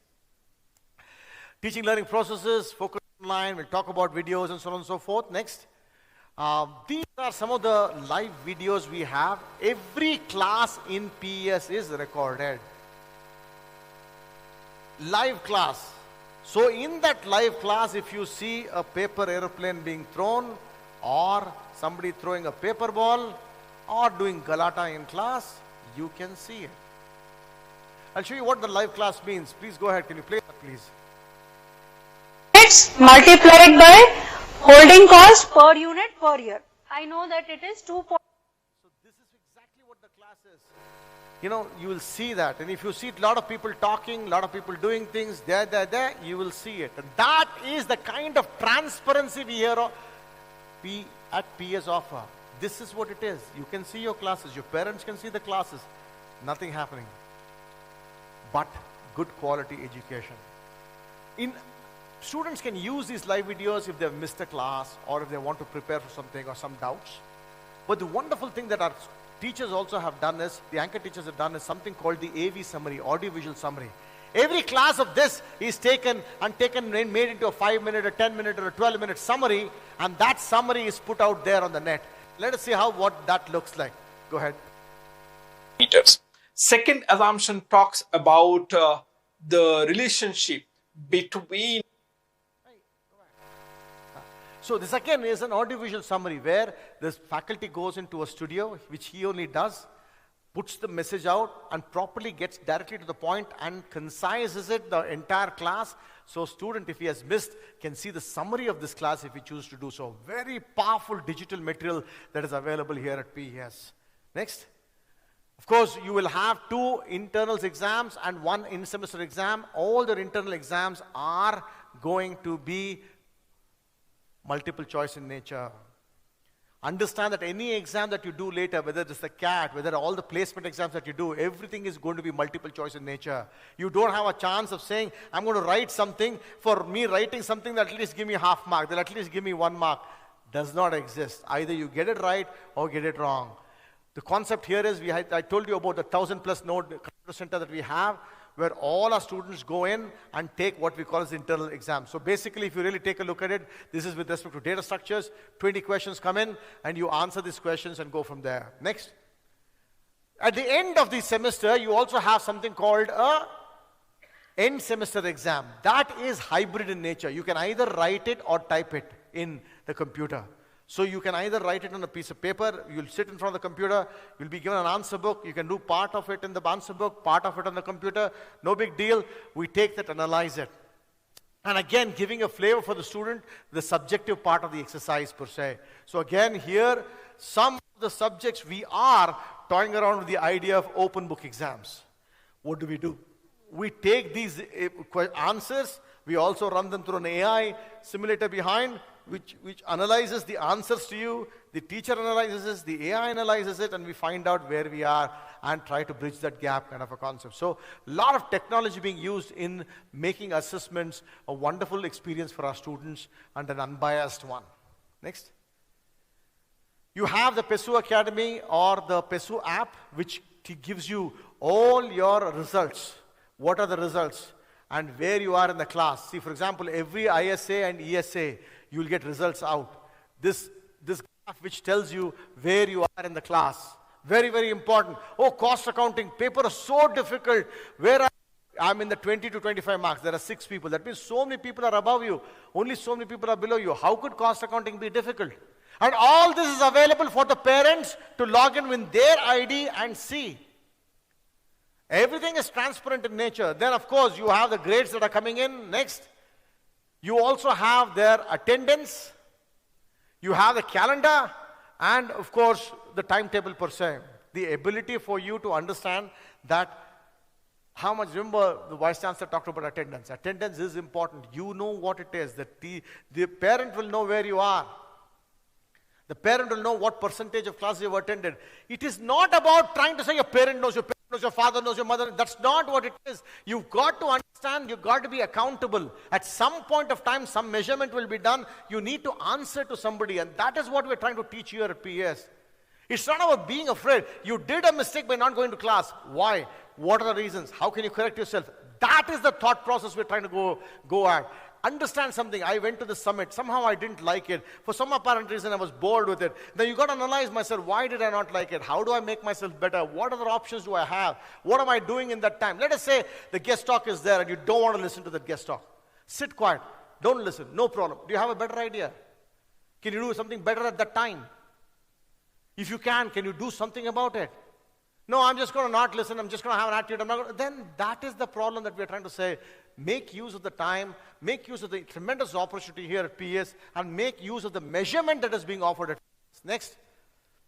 This is our strength as far as our whole thing with respect to digital transformation is concerned. Every subject has audio-visual summaries, live videos, slides, notes, assignments, question bank, question answers, multiple choice questions and references. Everything available for you. where the student portal, submissions, attendance, progress, CV building, communications, everything available to you from your computer/phone. And that, anytime that when you start on in the next week or so with Bootstrap and so on and so forth, you will have all this available to you. The entire semester will be available to you. That is the promise that PES makes. Next. Mentorship. Professor Jawahar talked about it. 2 mentorships every semester. Every kid will have a one-on-one session. What is it that the teacher will ask there? The teacher will ask, how are you doing in academics? Any problem? How are you managing your time? What is this finance? How are you spending your money? Need versus desire. Prioritizing needs based on financial resources. Sir, nam manal jaasti duddilla nam appanige. I don't have money. Then why are you spending like that? This kind of a mentorship, the talk, the back and forth talk to figure out what you're doing. Right? I have too much money, but that doesn't make any sense of why are you spending money on needless things. That conversation somebody needs to have, and that mentor also is having in addition to the well-wishers at home. Right? Networking, number of CXO talks, B talks, Minds talk attended, how much have you attended? How is your LinkedIn profile improving? We take a look at the LinkedIn profile and say, how is that LinkedIn profile improving? How can we help you make it better? How can I help you build a better CV, a resume of yours? Right? How do we do? What about certifications you've done? Workshops you've attended? What professional body memberships do you have? What are the kind of internships you have? And last but not the least, do you have any problems here? Are there any issues are happening? Mentally, are you stable? Any problems at home? If the problem is found to be something that the teacher cannot handle, understand we have 3 counselors, professional counselors available at PES to help with your need. Sir, somebody is hitting me, somebody is doing something. Well, there are people to help you with that. Let us say those counselors also say, hey, this is a case, there's a problem case, we need to help them with respect to their mental well-being. Then we also have our medical hospital, which is in Electronic City, a 1,200-bedded hospital where the entire psychiatry department is available with more than 20 psychiatrists available there. So the ability to give support to your students in this need, in this environment, we are there. We are there to help them every step of the way, to help them succeed. Next. And these mentorships are recorded, and about 25 to 30 students are tagged with a mentor, are tagged with a faculty, and so on and so forth, right? Of course, these are all the collaborative efforts that are being done. The Indian Women Network, MODUS, you talk about ACCA, International Economics Olympiad, the Biocon Biologics, live problems. What do these industries do for us? Live problems for hackathons, consultancy, projects, training, summits and workshops. Many people come here and spend time here. We've actually had Hari, one of the global leaders in PricewaterhouseCoopers, who has taken his 3rd class already, and he has done that in person. Unbelievable access to these kinds of people who are very, very special. Invited lectures, minors and specializations also happening, per se. Next. This by far is sort of the most important slide. I talked to you about digital transformation and digital footprint. What does your LinkedIn profile look like? Take a look at this concept. What are you doing? How are you doing it? How are you updating it? This is where it should be. It is not the Instagram story, not the Facebook story, not the Twitter story, or whatever that other X platform could be.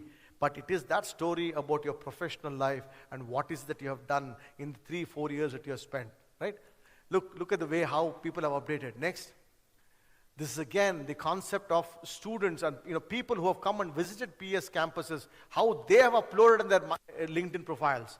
Many of our kids tag them and talk to them. Some of them send messages to them. Hey, sir, where is your next talk? What can I do? What can I do? Kind of a concept, right? Very, very powerful. Next. Again, some of these, I talked to you about PwC, the PricewaterhouseCoopers person is here, Gregory, and also Toyota. Many of these people who come here, they also talk about the wonderful experience they've had at PES. They tag, they write, and upload their LinkedIn and so on and so forth. Next. This is your entire space here at PES. This is your history. This is your resume at PES. You take a look at 25 cases per semester, 50 worksheets, 5 research papers. You have 6 guest talks, 2 club activities, peer-to-peer evaluations, one-on-one memberships, hackathon, studython, industry visits, and summit. And you take a look at it for 6 semesters, it really multiplies, and the multiplication number is scary. And that is the kind of thought process here at PES. That is the amount and the wealth of knowledge, value add you get by joining PES University. Next. This is very, very important. I'll talk to you about the concept. Right? I talked about the PESU AI, placements, quality control, experiential learning, others and assessments. Next.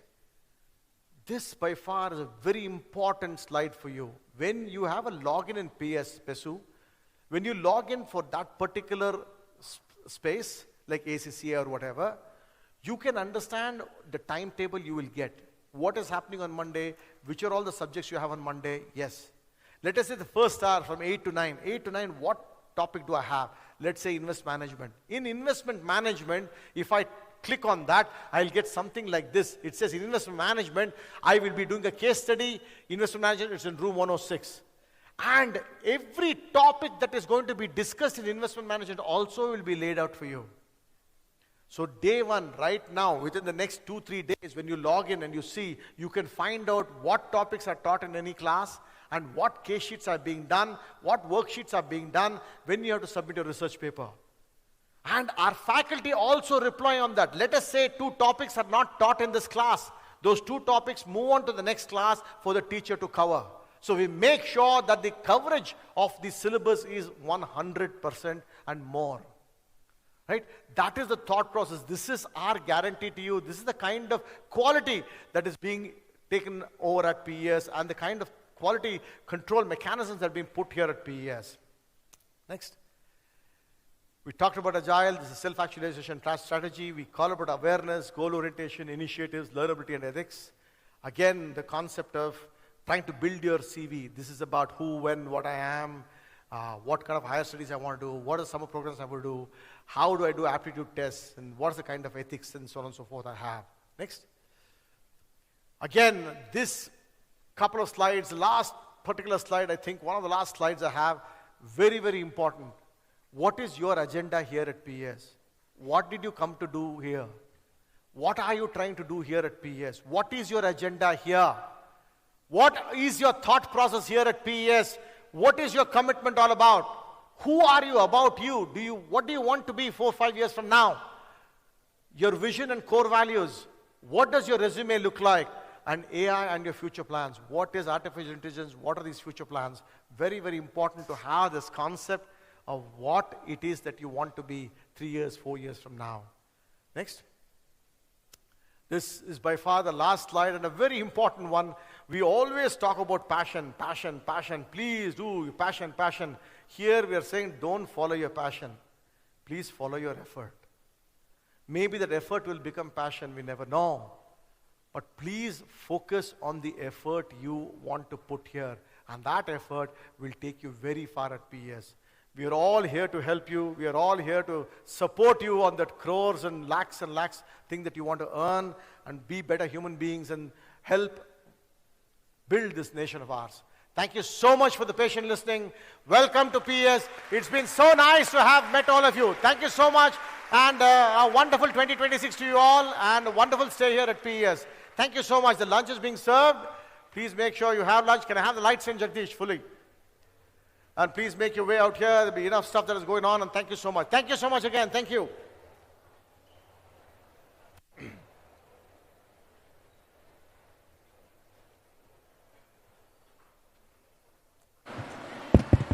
Thank you once again. Food is being served in the quadrangle outside. You would have received food coupons. Please show it. From Monday onwards, the bootstrap for the students will start. You will all get emails as to what time to report, where to go, which group do you belong to. Request all students to check your email, whichever is registered with the university, for all the details regarding the bootstrap activities. Right? Can we please have that door opened? Can we please have that full door opened so that we can prevent rush? If there is a faculty member there, can we please open that door? Yes, thank you.